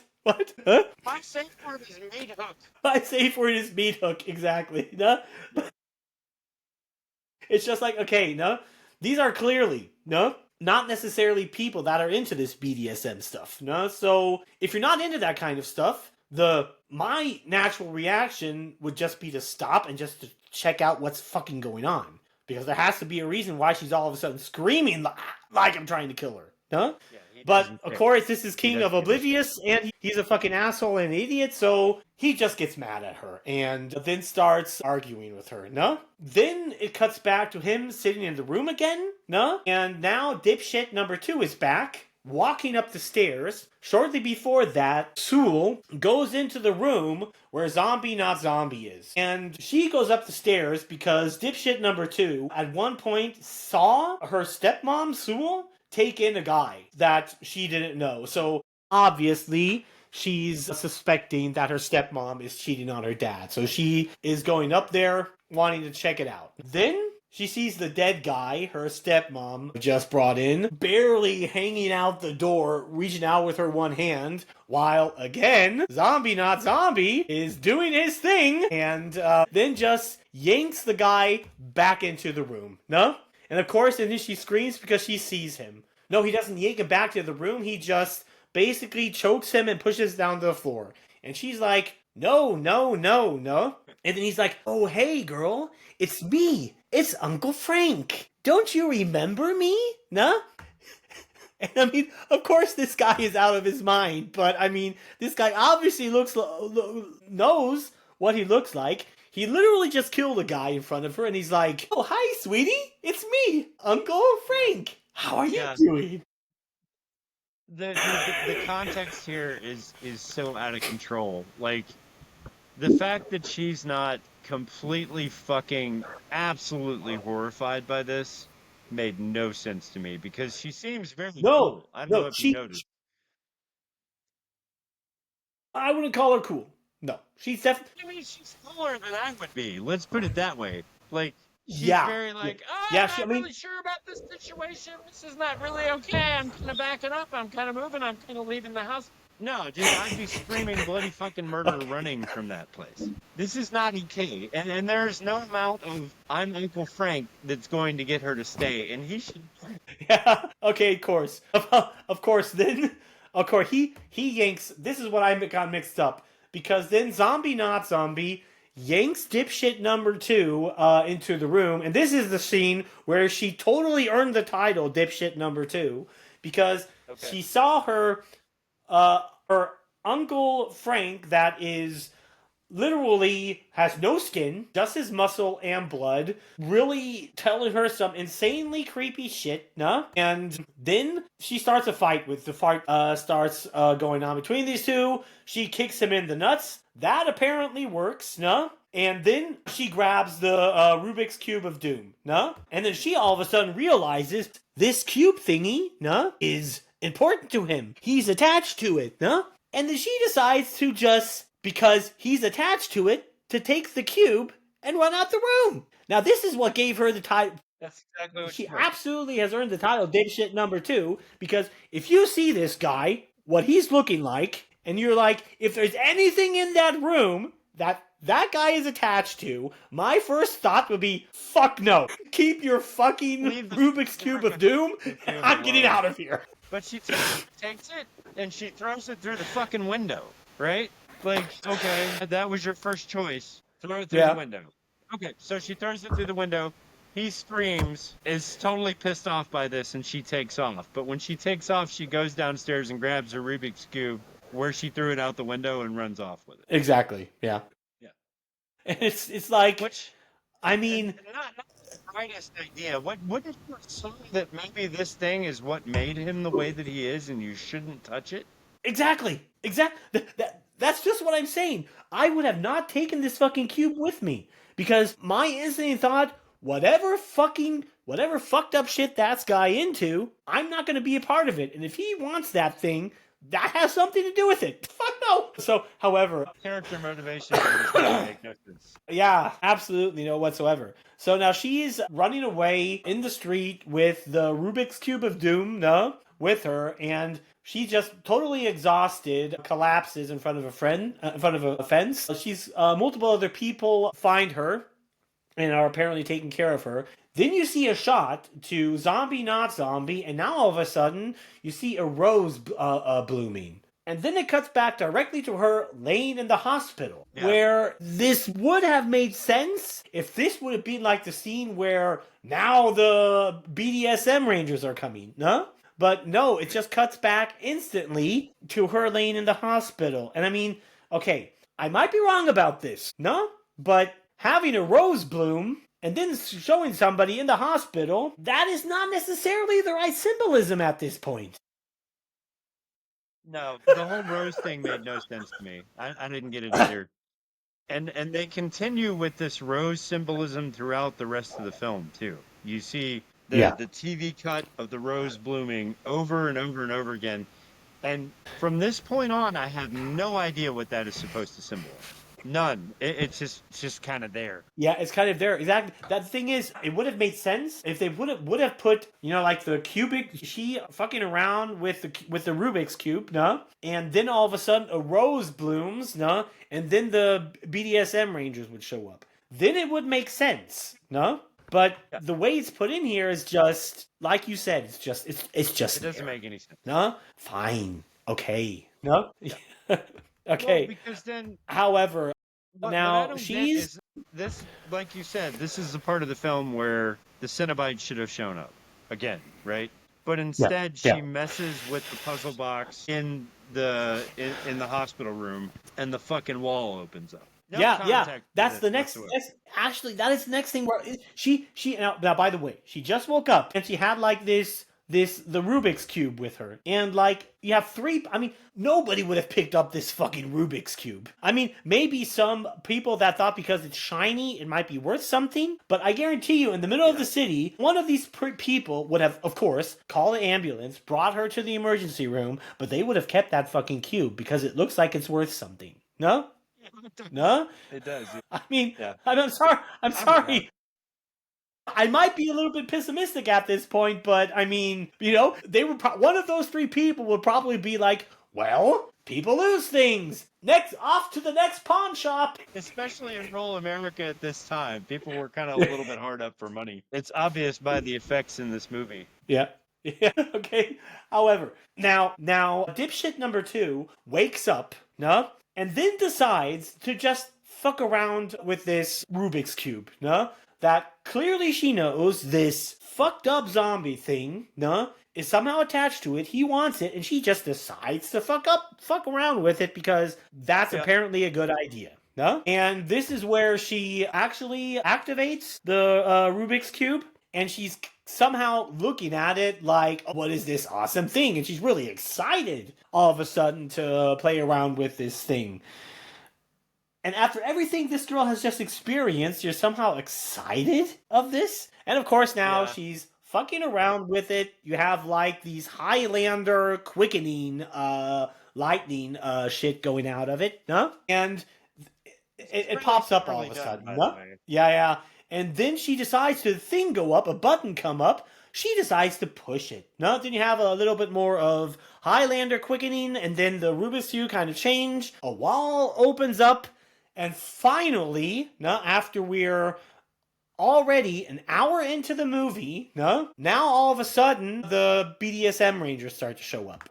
Now in this room, you have like this, the walls suddenly opening up out of nowhere, and you have this real long hallway that appears to go on to eternity, and she's kind of like, okay, wow, what the fuck is this? Some magical room just appeared out of nowhere after I fucked around with the play toy of the zombie thing in my stepmom's room, and now I have this dark looking dungeon in front of me. Oh yeah, let's just take a walk. Do it.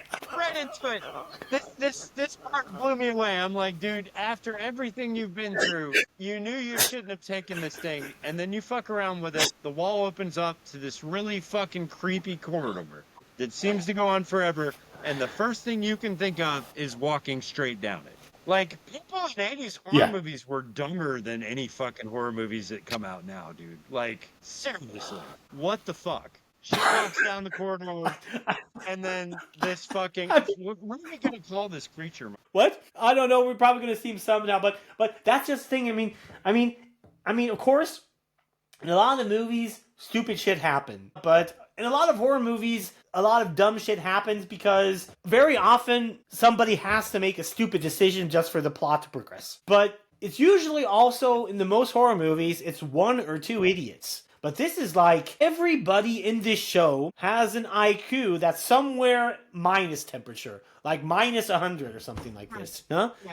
And it's like, that's just what's mind-boggling, how everybody is just insanely fucking stupid. However, now she's walking through this room, and then all of a sudden she gets scared and starts fucking around with the Rubik's Cube again, and now you have like steam coming out of the walls and everything, and she's like, oh my god, now she's scared or frightened, but at this point, of course, again, then you see the rose blooming again, and she's like now totally disgusted from everything that has happened so far. She's disgusted by the fucking rose, and that makes her want to get out of here. Okay, I mean, now all of a sudden, and then you have blood splattering out of the wall, out of blood bags, light bulbs are exploding. So now we have Highlander quickening, and one of the BDSM Rangers shows up. This part was very Evil Dead to me because the blood bag is filling up with blood and it explodes all over everything. There's light bulbs exploding full of blood. Very Sam Raimi, very Evil Dead. I kind of appreciated this a little bit more. I don't know. It's my little Evil Dead heart. Yeah, I mean, it is a cool part, without saying, but just the scene alone, Matt, is really good the way it's done. Even though I absolutely love the Highlander lightning in the movie, because this is just... The quickening of the Highlander. That's what it is. I'm not gonna bash this too much because honestly, Huh? the little bit of lightning stuff that you see show up was used in Yeah. every 80s film at this time, everywhere, including Star Wars. So it was used in Yeah. Star Wars too. It's like the little Yes. animated Yes. lightning Of thing. course. Of It's the course. best they could Of do. course. Whatever. I'm fine with that. It is a ham sandwich better than what happens at the end of the film, right? But we'll get to that Yeah. later. Yeah.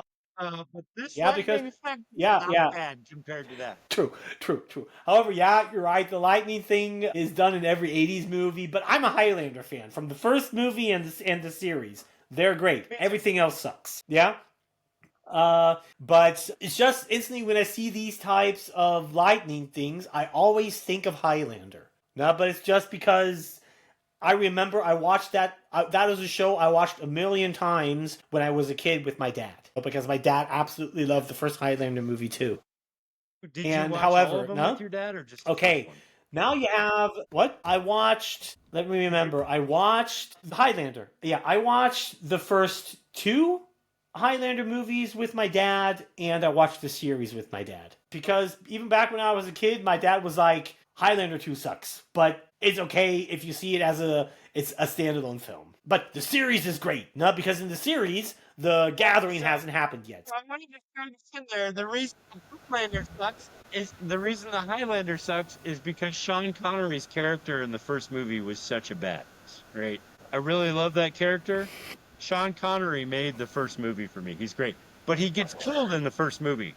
They realized that movie was such a hit that they wanted to make a part two, but they knew they weren't going to be able to make a part two that was as good as part one without Sean Connery. So they went back to Sean Connery and they were like, hey, you know that movie we made, Highlander? We want to make a part two. So do you think you could come back? And Sean Connery was like, well, I mean, but I'm George, right? And they were like, well, here's $3,000 just to get you to come back. He was like, oh, I'm not really sure that's enough because it doesn't make sense with the films. So they were like, here's $3 million. And he was like, all right. Yeah, like, yeah, I mean, yeah, because it makes no sense as to why the guy's still alive. I mean, just to go off rails for a short, the second movie is like, that like just totally destroys the entire concept. They should have just straight up from begin with, gone with the series. Because in the series, they clearly established that the gathering hasn't happened yet, and there are still a few of these immortals running around. Makes sense. Yep. Totally fine. Cool with that. But then, like, Highlander 2 comes, and at the end of Highlander 2, he goes back to his home planet, what's totally fucking stupid.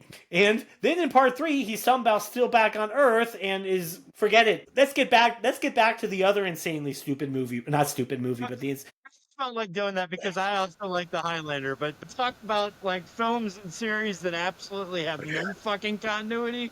Highlander is the one, absolutely. Yeah, Doubles I mean that's down what on the Evil Dead's continuity problem. I don't care. For me, Highlander 1 and the series are the only thing that's canon. Everything else is fan fiction. That's how I see it. Yeah. Okay. Yeah. I'll give you that. Okay. So back to now let's get on with the movie. Yeah, let's go back to the movie. Okay, then you have like the first scene where all of the BDSM Rangers are now in this room, and Pinnhead, the leader, is basically explaining what she did. That she fucked around with the Rubik's Cube of Doom, and now we've came here from hell, and we're basically just gonna slaughter you all. We're gonna take you to hell, we're gonna torture you, do all of this evil shit to you, and the one, I don't know, I think, what is the kind of thick one called? Something with butter, or? Butterball, okay, because I was just about to call him the Butterscotch Ranger. Huh? But Butterball is good. That was my name So for did you it. see... But Mike, wait, you have to admit, isn't Hellraiser ruined a little bit for you just because of Hammond? Because of him. Without thinking about Hammond, dude. That guy, he's a great dude, but he is such a fucking character. For some context, we talked about it in one of the previous episodes. Me and Mike work up at Castle Frankenstein every year. As characters. I'm Jason and he's a zombie. It's like the biggest haunted house in the world, basically. The guy who plays Pinnhead, his name is Hammond, and the guy is the biggest fucking screwball. Great fucking guy, but It's just fucking weird. And so every time I see a Hellraiser movie, all I can think about is Hammond, and it completely ruins the creepy factor for me with fucking Pinhead, dude. Okay. Yeah, well, yeah, I don't know. I don't really think that this character ruined the scene for me. It was just like it was just kind of creepy, but it was he is, in my opinion, the only character that does not really it's not scary or anything, nah. When you see this character, Butterball, nah, you're not afraid of him that he's just not gonna do anything bad to you. It's just he's just kind of creepy. Go away. That's how I feel when I see Yeah, him. like He what doesn't is cause this? any creepy I'm or not sure what the thought process was behind the Cenobite. I'm not sure what the thought process was because Butterball does look ridiculous. Like there's nothing scary about that character. And I yeah. don't think that Butterball himself is actually a human in a suit. I think it's actually like a prop. Because all you see with this prop is his tongue like sticking out and then going back Yeah. in. Yeah, That's it. but actually, it's only the female Cenobite that appears to be makeup. Everything else seems to be masks and props. No, in the movie. No. Yeah, right. So, Yeah. like the Okay. Chatterer, I think is a So prop. I think Butterball is a prop. I think the female is a person, and Hellraiser is a person. yeah. So and then we're still in this scene where you have like the Cenobites. The one that shatters with his teeth, whatever his name is holding her Chatterer, while Pinhead. What? Chatterer Shatter. is Chatter. what he's Yeah, the called. chatter, no?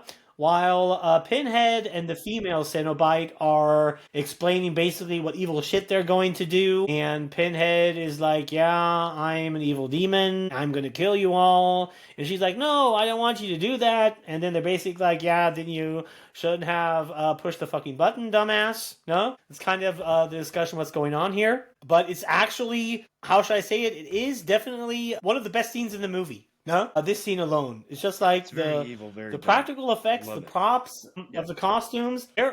Are very well made. Pinhead is amazing. His voice and everything, the way he's talking, is great. It's awesome. Just like the female Cenobite. She's also cool. Also, the chatter is great. It's just, I mean, Butterball is a little bit out of place in this scene, and that's pretty much it. No? Yeah. So, Well, however, then so the now all of a interesting sudden, thing is there were a lot of people who referred back to this scene when they were talking about doing a reboot of the first movie, right? And so when they did a reboot yeah, of Hellraiser, which I don't know if you've seen the reboot, it was fantastic. But the no, reason it absolutely, worked, and I think yeah, especially for the Hellraiser character, is that they looked at the female Cenobite and they thought, hey, she's the creepiest character in this scene. Why is she creepy? And it's because she's a female, but she has a very deep, evil voice, which was very off putting for people. So, what they did when they did the reboot was mm. hire a. This is cool. I don't know if you know this. They hired a trans woman to play Hellraiser. I So, she has a yeah, female's body, but the actor kept the deep voice for the scene. So, you have a very feminine Pinhead character mm. with a very deep voice. And the reason they did that was because this character in this movie did so well with critics. A brilliant yeah. idea. Yeah. Brilliant idea. Yeah, it is. I haven't seen the new Hellraiser, mainly because I'm not really very much interested in Like we got to remakes, do it. but We got I to do haven't it. heard It's really fucking good.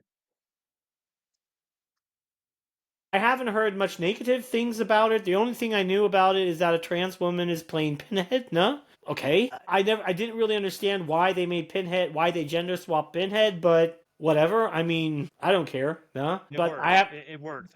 yeah, I it works felt like maybe, but maybe it would be kind of that's the literally all I typical know about forced the remake. thing, just to use trans actors. Yeah. Yeah, I think a lot of people. I think that's what a lot of people complained about. For me, it's just I don't know. I watched the first Hellraiser movie, totally hammered back when I was 17. I liked it. I still do like it. It's a good movie, but I was never really a big Hellraiser fan, and I was like, maybe I'll watch the Me remake neither. sometime, no, and just see how it is, no. But so far, I can't say anything about the remake because I haven't seen it. However, That's good. now We now might we're do it getting for the back podcast. to we still yeah, I mean, Matt, we're definitely going to do it. I mean, we just have to do the original Dawn of the Dead as well, no? And now we have to do the remake Yep. of Hellraiser. Oh God, there are so much movies we have to do. The list No, just well, keeps getting that's the longer. whole thing. We're never going to run out of material. Never. Okay, so then now the movie cuts back to a scene where Sewell and Zombie Not Zombie are having a discussion about how the Rubik's Cube is gone, and dipshit number 2 took off with it, and now her husband came back, and he's happy for seeing his wife, and now she is kind of, I don't know, saying something, and then is kind of worried but disgusted and angry at him at the same time, judging by the look on her face, no? It cuts directly back to the hospital room where you only see like a TV with a jackass standing in it saying something to the nurse. Directly after that, it cuts back into the house, and now Sewell is having I guess a glass of whiskey, and is smoking a cigarette while her husband is now coming down, and now he literally, from the super big deep wound he had, this is the reason, Matt. Now I remember. This is the reason why I thought they only put a fucking Band-Aid on his hand. Because when she's sitting there having a glass of whiskey, smoking a cigarette, you see a hand coming up towards her that appears to be her husband, and he only has a Band-Aid on. No? Yeah. So what I said actually happened. He had like a fucking deep wound cut in his hand where dark blood is spilling on the floor. He goes into the emergency room, and then the doctors just put a fucking Band-Aid on it, where I was like, holy fucking shit. Yeah. I mean, I do not know where these doctors made their exams, but the school you girls were at, guys, fucking sucks. Band-Aid on it, man. American medicine, American medicine. Oh, you gotta be a man. That's just good. Put a Band-Aid on, it'll be fine. Yeah. Oh my god. However, now so he's back, and this whole scene is kind of played to where you think it's the original husband. They did a bad job with the rest of this film, with the cuts and everything, but at least with this part, I genuinely thought, okay, this is the original husband, until you see it. Yeah. Right? Yeah. Because you see them now basically having sex, and and now she got herself clothed again, and now dipshit number 2 is hammering on the door, wanting to get in, and now Sewell is pissed off because she came back, no? And then they're having the discussion about the girl, is worried about her father and wants to see him, and Sewell is kind of angry because girl wants to see her father. How dare she want to see her father, by the way, And then she comes up to the room, and you see her father clearly having blood all over him, where this is clearly the next confusing thing, because obviously at this point, her dad is dead, now has taken the form of her father, where it's like, where the fuck did this guy die? When did they kill him? Yeah. What? They didn't. They killed him off camera. And I mean, this is like crazy. I mean, this movie has taken, at this point, so much crazy turns. I mean, this shifted also through multiple different genres at the time. It was like some kind of family drama, she lying in the hospital. It jumping directly to full-on horror movie, best scene of the movie. Now it jumps back to family drama with her coming back being her dad, but he's not a dad anymore because now all of a sudden we're somehow in the realm of the body snatchers. Okay, however, then it continues, and she hugs her dad and is happy that her dad is fine, okay, or whatever. And then Sewell just sits back at the other side of her room, swinging her arms like this, and is clearly pissed. You don't really know why. And then she's telling her father everything basically went down, and he's looking at her with a clear weird look on his face. And this was actually the scene where I knew that it was Frank, because if you haven't noticed, her father had blue eyes. This guy has brown eyes. So this is actually when I saw it. So yeah, okay, it's Frank now. And wait, however, the scene continues. It wasn't a dead giveaway that the guy is covered in blood. This part bothered me. That was a giveaway. From the minute she sees her dad until the time when he gives away the fact that he's Frank, from here on his head where his hairline starts, all the way down to his ears, all the way around the back of his neck, all the way here is covered in blood, and nobody fucking notices this at all. Come on, dude. Come on. This girl's been through a shitload. She may have been hit on the head hard where she has a concussion. But I think if I came to see my father and I noticed that there was blood on his brow all the way down to his ears, all the way around his back, and his mannerisms were completely different, I would have noticed something was off. But we literally go a good 10 minutes to where she does not notice. Yeah, this Like, is... it made no sense to me, dude. No, none whatsoever. Yeah, it is. Sorry. It is multiple, because that's a crazy thing. Because now, first he looks at her with this creepy look. She steps back, looks at him directly in the face, then hugs him again. And now he keeps on looking at her with this, creepy "I'm gonna kill you" look. And then finally she realizes that something is going on, and he's somehow, fucking around with his nose like he just had a one big line, and is... I mean, even at this point, she should have realized that something's going on, that it's not her dad, but no, she still thinks it's her dad. And like you said, we're like a full 10 minutes, where he's saying really mean, creepy shit to her, and she does not realize that this is not her dad, no? Then she runs out of the room because I think finally she realized it. And then again, for like the 50th time, Frank does his look again. Yeah. But this time he literally looks into the camera. Okay. Yeah. Just moving now, the skin around. God, we have like 6 minutes left of the movie. Yeah. Then she walks out, runs into this other room, and you see like this dead body on the floor. Now she realizes... Okay, it's her dead father laying on the floor. And then the door is just slammed shut by Sewell behind her. And then all of a sudden, out of nowhere, Cenobites are now standing in front of her, telling her, "We want who did this." Yeah. And then she's being, "Oh, fuck you guys," and she just wants to get out. Yeah. We want the man who did this. And then the girl is basically like, "Oh no, fuck you guys," and just runs out. No? Then she directly meets Sewell, and Sewell stops her by saying, "Oh, I'm not letting you go." Then fight between Sewell and the stepdaughter starts. Frank comes around the corner with his look again, looking at this like, "Oh, this is like the best thing I've ever seen." And then all of a sudden Sewell comes running down the stairs, and what this woman should have been seeing out the entire time throughout this movie, Frank just decides to, "Nope, I'm gonna go up and just kill her." After the girl scrapes skin off of Frank's face, he just out of nowhere decides, "You know what? I'm just gonna kill this woman I came back from the dead to be with, just because I feel like." Just takes a knife and stabs it into her stomach. Yeah, I mean, it's like, okay, the guy is a total fucking psychopath, but it was clearly established that he wanted to be with this woman, and he literally came back from the dead for her. And once everything is kind of fine and everything's kind of back to normal in his eyes, "I'm just gonna kill her. Fuck it, why not? I don't need her." The script is all over the place, dude. Like, I didn't understand this part. Yes. There's no motivation for him to have killed her. I mean, okay, you could argue maybe she fulfilled her purpose by bringing him enough bodies to be whole again, but honestly, he's not whole again. He's just wearing the skin of his brother. So technically she didn't fulfill that, but he decides to kill her anyway, and that makes absolutely no sense to me. And this is a part of the movie where I had made it this far and saw this part and thought nothing in the movie makes any sense. Not at all. Like, it makes no sense. None of it. Especially this part.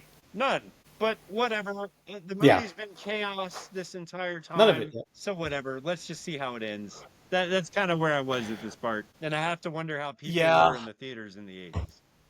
I don't know. This is like one of the only horror movies I didn't watch as a kid with my grandma. And however, you lucky bastard. The girl decides to hide from Frank, and he's following her through the house. Eventually, I think he finally finds her, but at one point when he finds her, now I know exactly what. Okay. You have like the cat-mouse thing going on between the girl and Frank, pretty much in the end scene, and she's smartly leads him directly into the room where the Cenobites are. And then, of course, once he's in the room with the Cenobites are all like, "Oh yeah, bring it on, you're fucked, dude." And then you see like out of everywhere all of these hooks coming, ripping into him, into his arms, into his legs, into his back. What is also a pretty brutal scene. Yeah, exactly. It's a great scene. Like, Yeah, it I is. gotta It is. I gotta It give is it to the really. filmmakers because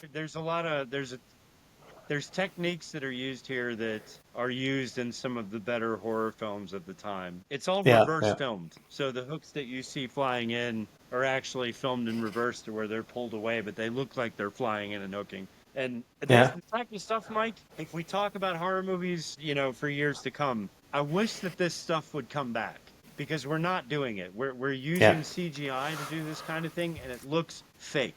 It looks fake as shit. But when it's done in The Evil Dead and it's done in this movie and they use normal techniques that work, they look better. They look better. This whole scene looks amazing. The gore in this scene Yeah, with yeah, him hooked up to the hooks, the fact that they're all taut around the room, the fucking chains are really tight, and he's standing there staring at the camera. You can't do this stuff with CGI. It looks dumb as fuck. And this scene might be I the know. only scene that Yeah, people really remember this movie for because it's brought up all the time. This scene right here is brought up all the time, and it's because it's filmed well. Just my opinion. true. No. Yeah, yeah. No, I agree. I mean, when it comes to CGI, I mean, I'm not fully against it, but yes, I do also prefer the practical effects because yeah, they just look better, and yeah, this scene, as you say, clearly shows it. And it's just like the scene also shortly before, yeah, the hooks start coming out, you see him seeing all of the Cenobites, then all of the everything hooking into him. Then he's like literally totally fucking hooked up, and he's like, "Oh, you screwed me over." Of course, what the fuck did you think she was going to do? No? And then now the Cenobites are having a short discussion with Frank, no? Because obviously they're gonna kill him, no? So then this scene basically goes down where the Cenobites then kill Frank, and then she leaves, and then she just runs out of the room. No, but clearly she's not out of this shit yet, no? Get the whole Because when she's sweat. running down the room, yeah, yeah, yeah. And then she runs down the hallway, and all of a sudden, there's one big hallway in this house, and the female Cenobite shows up. No? Saying like, "Oh, you're leaving us so soon." So then she runs away from her. No? Then she comes towards the chatter. No? And then out of nowhere, she has the Rubik's Cube of Doom again. No? And decides to just push a button. Yeah, she's got it out of nowhere and just somehow instantly knows exactly what she has to do to get all of these hellish demons away. And I know maybe they had a quick time, but they should have maybe came up with something a little bit more complicated than, just pushing a button. But, however, no? Then you have her running into different rooms. Bothers me a lot, man. This part bothers me a Yeah. lot. I was gonna I'm not gonna draw this out because this is kind of the conclusion of the film, but it's very vague. It's extremely vague, and Yeah. they needed to explain this in some way for this film to work, and it does not work at all. The puzzle box opens the puzzle box to the Cenobite realm, but the mechanics of how and why are never really explained. Why does Frank get dragged to hell while Christie, who also solves the puzzle, gets a pass and even strikes a deal with the Cenobites to take him away?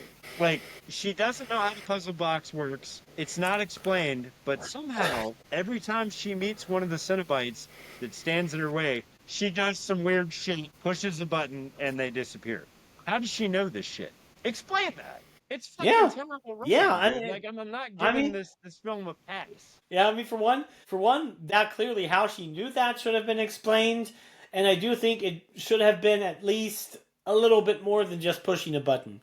What it basically is, because she basically runs from room to room, meaning one of the other Cenobites. She pushes the button, and then the Cenobite just disappears into the realm they came from. No, then With really terrible and now all of a sudden. as well. Yeah, yeah, yeah. And then shortly after this, the entire movie feels like a catastrophe movie because apparently now an earthquake is happening and the entire house is falling together. Out of nowhere. So literally out of nowhere, no? So then she comes up to the front door, opens the front door, then her boyfriend, Jackass, appears out of nowhere, no? And they want to run out the front door, and then all of a sudden they are first relief because there's nothing there. It's just, outside or whatever. Then this weird monster demon thing, I don't know what it's called, no? Comes in, and then they have this big fight with this monster demon thing, no? So this And monster demon thing, this appeared before, but we didn't mention it. It was when she was in the hospital and the wall opened up. It started coming towards her, but we didn't talk about that, right? So it started coming towards her. She yeah, right, escaped it, right. and it closed. Yeah, Now, yeah. here's the thing, and I want to look it up. I couldn't find anywhere online, but I don't know if you noticed. The head of this thing and the eyes of this thing look exactly like the prop that was used in Evil Dead 2 at the end, the face that comes busting through the walls of the cabin. Hmm? It looks exactly like it, and I want to say that they used that prop from Evil Dead 2 for this movie. Maybe. Could be. I think so. I think so. But this demon, I can't think of a name for it, but I'm going to call it like Scorpion Rotten Head or some shit Scorpion, because yeah. it looks like Yeah, a Scorpion scorpion Rotten. that's like holding on to the ceiling up here, while at the bottom it's got this head with these gnarly teeth, and it's Yeah. just kind of crawling towards her through this corridor. Yeah, yeah, yeah. This monster has no explanation. It's not a Cenobite. Is it a Cenobite? I don't know. Don't know. No, however, Nobody knows. Because there's no explanation in this fucking film whatsoever. Anyway, this thing comes yeah, towards however, her then towards the end, and you take it from there. yeah, Jesus. then the fight goes on.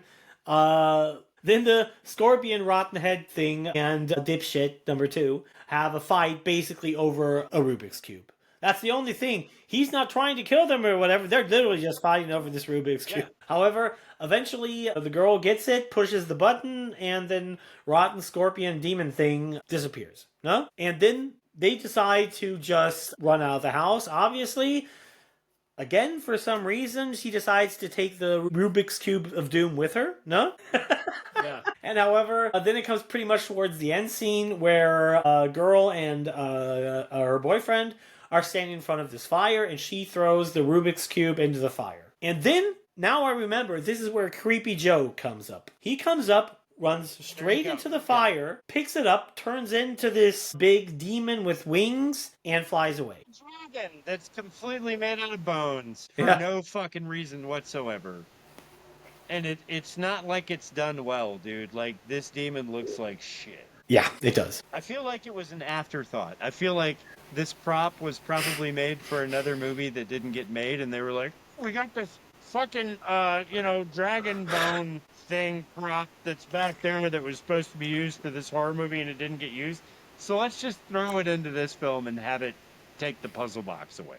That's honestly what I think happened, because you never see this fucking creature in another horror movie from Clive Barker ever again, much less the Hellraiser universe. Makes no sense. It's a terrible fucking ending. And I can't abide by it, dude. There are worse horror films than this that have better endings. This ending is fucking terrible because it explains nothing. It explains nothing. This entire film, from sorry if I'm going to go off on a tangent right now, but the entire film from start to end has no answers. There are no answers to any of the questions that we have that are raised during the film. Why Frank got away and escaped hell? Why the Cenobites are so specifically looking for him and are not willing to take somebody else in his place? What the fuck is this demon dragon thing that is the keeper of the Rubik's Cube of Doom? Why is Frank so fucking special? What are the Cenobites? Is it really hell that we're talking about, or is this another dimension?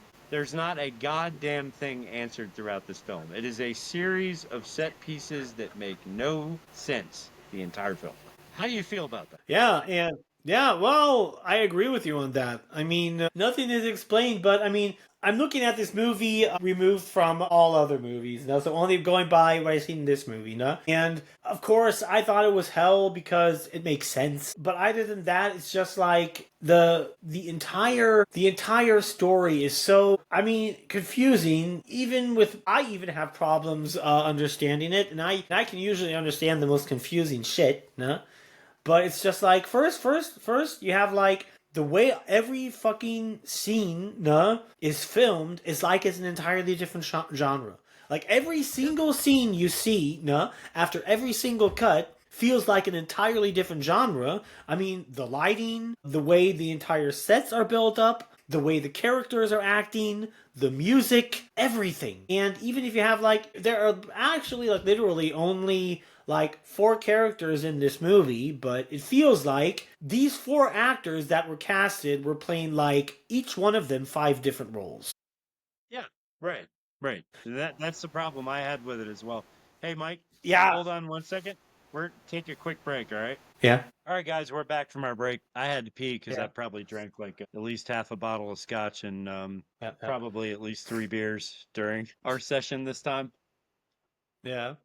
Before we cut, we were talking about how every actor in this film seems like they've played probably 3 different characters instead of having a whole bunch of characters. Yeah. So go ahead. Yeah, that's just what kind of just ruined the movie because it's a good movie. I like it because there are just so much things about this movie that are great. I mean, the practical effects are great. The Cenobites are great. They're like the best thing in the movie. It's a shame that you don't see more of them because if it was more of the Cenobites, more going on with them, I think a lot of this other chaotic stuff would not be that bad. It's just that the things we have said just makes it so fucking chaotic that it's really hard to follow. And yeah, that's pretty much Yeah, it. But I don't want still, to it's bash. No, I mean, I don't want to bash the film. Kind of like you, I'm on the same page. Like the film is actually a good film. yeah. Like But Matt, it's that's the only for I guess for the time that's the only thing in we've a been doing for the historical last 3 hours. context, this movie is really, really good. Yeah, Yeah.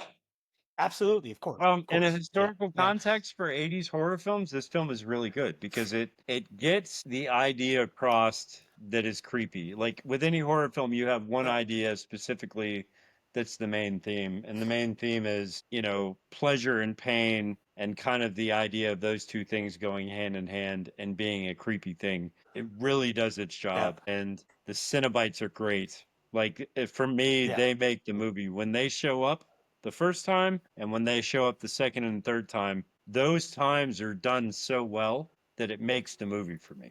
And I really love that. And I think that's yeah. why the Hellraiser series went on past this because people wanted to see more of the Cenobites, right? Yeah, probably. Yeah, yeah. Yeah, and I'm gonna Yeah. be honest, I have to watch the sequels because Yeah, I yeah, think I we should think do them. yeah, of course, of course. Because the thing is, I think pretty much with the sequels, they kind of, just kind of, corrected, and explained everything that was not explained in this movie. Because I know so much about the Hellraiser movies, about the entire lore or whatever, and it's very clearly that I don't know it from this movie. Yeah, because Yeah, no. because the entire Hellraiser lore is really complex, and it's not really easy to wrap your head around it. But all on several throughout the Hellraiser franchise, it's clearly explained what exactly it is. Is it hell or is it just another dimension? What exactly the Rubik's cube is and how it works? Nah. And also throughout the franchise, through the movies and comic books and books that exist, nah, it also explains how the Cenobites became what they were. Right. I'm not sure if every single one of their backstories is very well fleshed out, but I know that Pinhead's backstory is fucking massive to what all he went through eventually led to him becoming Pinhead. Right. Yeah. Yeah. There's a So, whole lot of background that goes into this where if you just watch the films, you're not going to get it all. And I think yeah. that's the thing. Like you would have to read the comic books because there are a shit ton of Dark Horse comics. I want to say Image even did a run for a Hellraiser. And it explains a lot more about the Cenobites. It Yeah. explains a lot more about whether this is hell or a different universe or whatever. I never got the feeling that this was the Christian view of hell because there's not a whole lot of Christian symbolism here. It's more dimensional, I think, Yeah. in terms of what the evil is and everything. And I think that this movie had enough of a following that there were people who wanted more, and so they continued the story. My question is, Mike, though, do you feel like this movie is redeemable by the lore that continued after this movie? If you know, if you know all of the lore by everything that came afterwards, I would say yeah, yeah. I mean, if you actually knew all the lore and everything, nah. it would be redeemable to a certain point, nah? Because even though it still doesn't explain how the girl knew how to work this thing, nah, to get the Cenobites gone, just the way the filming is, how everything is set up in this movie, even though that I think would redeem the movie, whereas it is an absolute great movie. You still just have that thing going on where the half of the time you just wish, okay, when are the Cenobites coming back? No, because Yeah, it's just yeah. like the That's entire the same character with every dynamic movie and that follows this one. yeah, that's just the thing with the characters in it. You know, it's like either than the entire Cenobite stuff going on, it's basically just stereotypical rich and the what's that soap opera in the States called? The one big popular Which one one? with Rich, Young, and the Famous or There are a whatever. million soap operas in the United States. Which one are you talking? Yeah, yeah. Yeah, yeah. However, in Germany, we have gute Zeiten, schlechte Zeiten. Okay. And it's a German soap opera. Now, I The mean, the Young and the entire character Restless. dynamics, Young and the Restless, exactly. No, Yeah, yeah. everything outside of the Cenobite stuff going on, including the zombie guy, is just like Yeah. a typical Young and the Restless episode. That's what it feels like Yeah. to a certain degree. No, Yeah. well, not to a certain degree, to a very strong degree, I would say. So, but if you would see more of the Cenobites going in with the lore from the other movies, yeah, I would say it would be redeemable. Okay. But still, you have Yeah, that I aspect to kind of it that felt is that too. just This a little bit movie, off-putting. yeah, you want to review movies as kind of a standalone thing. At least that's kind of how I went into this podcast because just like you, as a horror fan, I'm really into the lore, and I feel like a lot of things can be explained away with decent lore later. Yeah, Just like with werewolf films yeah, or vampire films or whatever, there's a certain lore that deals with that universe, and if you understand the lore, then things from earlier films or earlier parts of a series can make a lot of sense. And I feel like this movie got redeemed by the lore from the other movies. Although the other movies yeah. are not good, Mike. They're not good. The other Hellraiser movies are not good. I could say maybe, I don't know, maybe, I can't remember which one it was. It came out in like the early 2000s, I think. And it was the one that took place in space. Do you remember that movie? Okay, yeah, yeah. I remember it. Yeah, Okay. I remember it. Yeah, So that movie took place in space, kind of like Jason X did, but it explained a lot more of where the puzzle box came from, what it was, what the intention behind it was. And that movie for me, everything that led up to that movie was garbage. But that movie right there kind of went back and explained everything. And I was thankful for that because it made this movie make more sense and part two make more sense and part three make more sense. This thing is a huge story. And if you go into this movie and you look at this movie as just the movie itself with no back history or any type of lore to it, it makes absolutely no sense. None. Terrible. Absolutely fucking terrible film in terms of that. But yeah, yeah, in the whole scope of things, in the whole Hellraiser universe, now it makes sense. But you would yeah. have to be able to enjoy the rest of it first. Yeah. So, well, I mean, God, we've been Uh, in this now for almost 3 hours now. yeah, holy shit. You're right. Okay. All right. So I guess we should cut it before Yeah, I Spotify think. kicks us for being too long. Yeah. All right. So Yeah, I think I we didn't get a chance to mention it. No, go ahead. Go ahead. mentioned what? No? Okay. Okay, just say well, so guys, no again, a special thing to Mario I have to look at his name again. Quinones. Mario Quinones. Quinones. Quinones. Mario Another special thanks to Mario Quinones now for requesting the video. Sorry for butchering your name, but thank you for being a fan. Yeah, exactly. I'm sorry for butchering your name and thank you for being a fan and requesting the video. I hope you enjoyed it and don't want to kill us. And for Mario's everybody gonna be else, hunting us down, dude. if He's you already like the looking episode for so our far, addresses just right now. yeah, probably. Okay, so I mean, follow us on Spotify, and tomorrow on Monday, the episode is coming out on YouTube. Like and subscribe to our channel on YouTube if you want to, see further episodes. Yeah, and that's so from my side. There's still something you wanted to mention, Matt. Huh? Yeah, so for me, for those of you who don't know, and I mean, probably most of you don't, because I mean, we're still kind of really small, and that's fine by me because me and Mike really love doing this. Huge horror fans. If we don't ever get popular, I don't really give a shit. I just want to do this because this is what I want to do. But there was another episode that came out before this one. We did not get to announce it because our Facebook got hacked. Yes. Yeah. But something that's really cool that came out of that, we did not announce the episode, which we did. We did Wrong Turn, which is a great film. Yes. Yeah. And Wrong we turn. put out that episode on Spotify, and we also put it out on YouTube, but we didn't get to announce it. But for whatever reason, the views spiked 2 days ago considerably. And for that to happen for something that didn't even get announced is pretty good. So I want to thank you to our fans. I want to thank you to everybody who gave us a click and actually listened to it.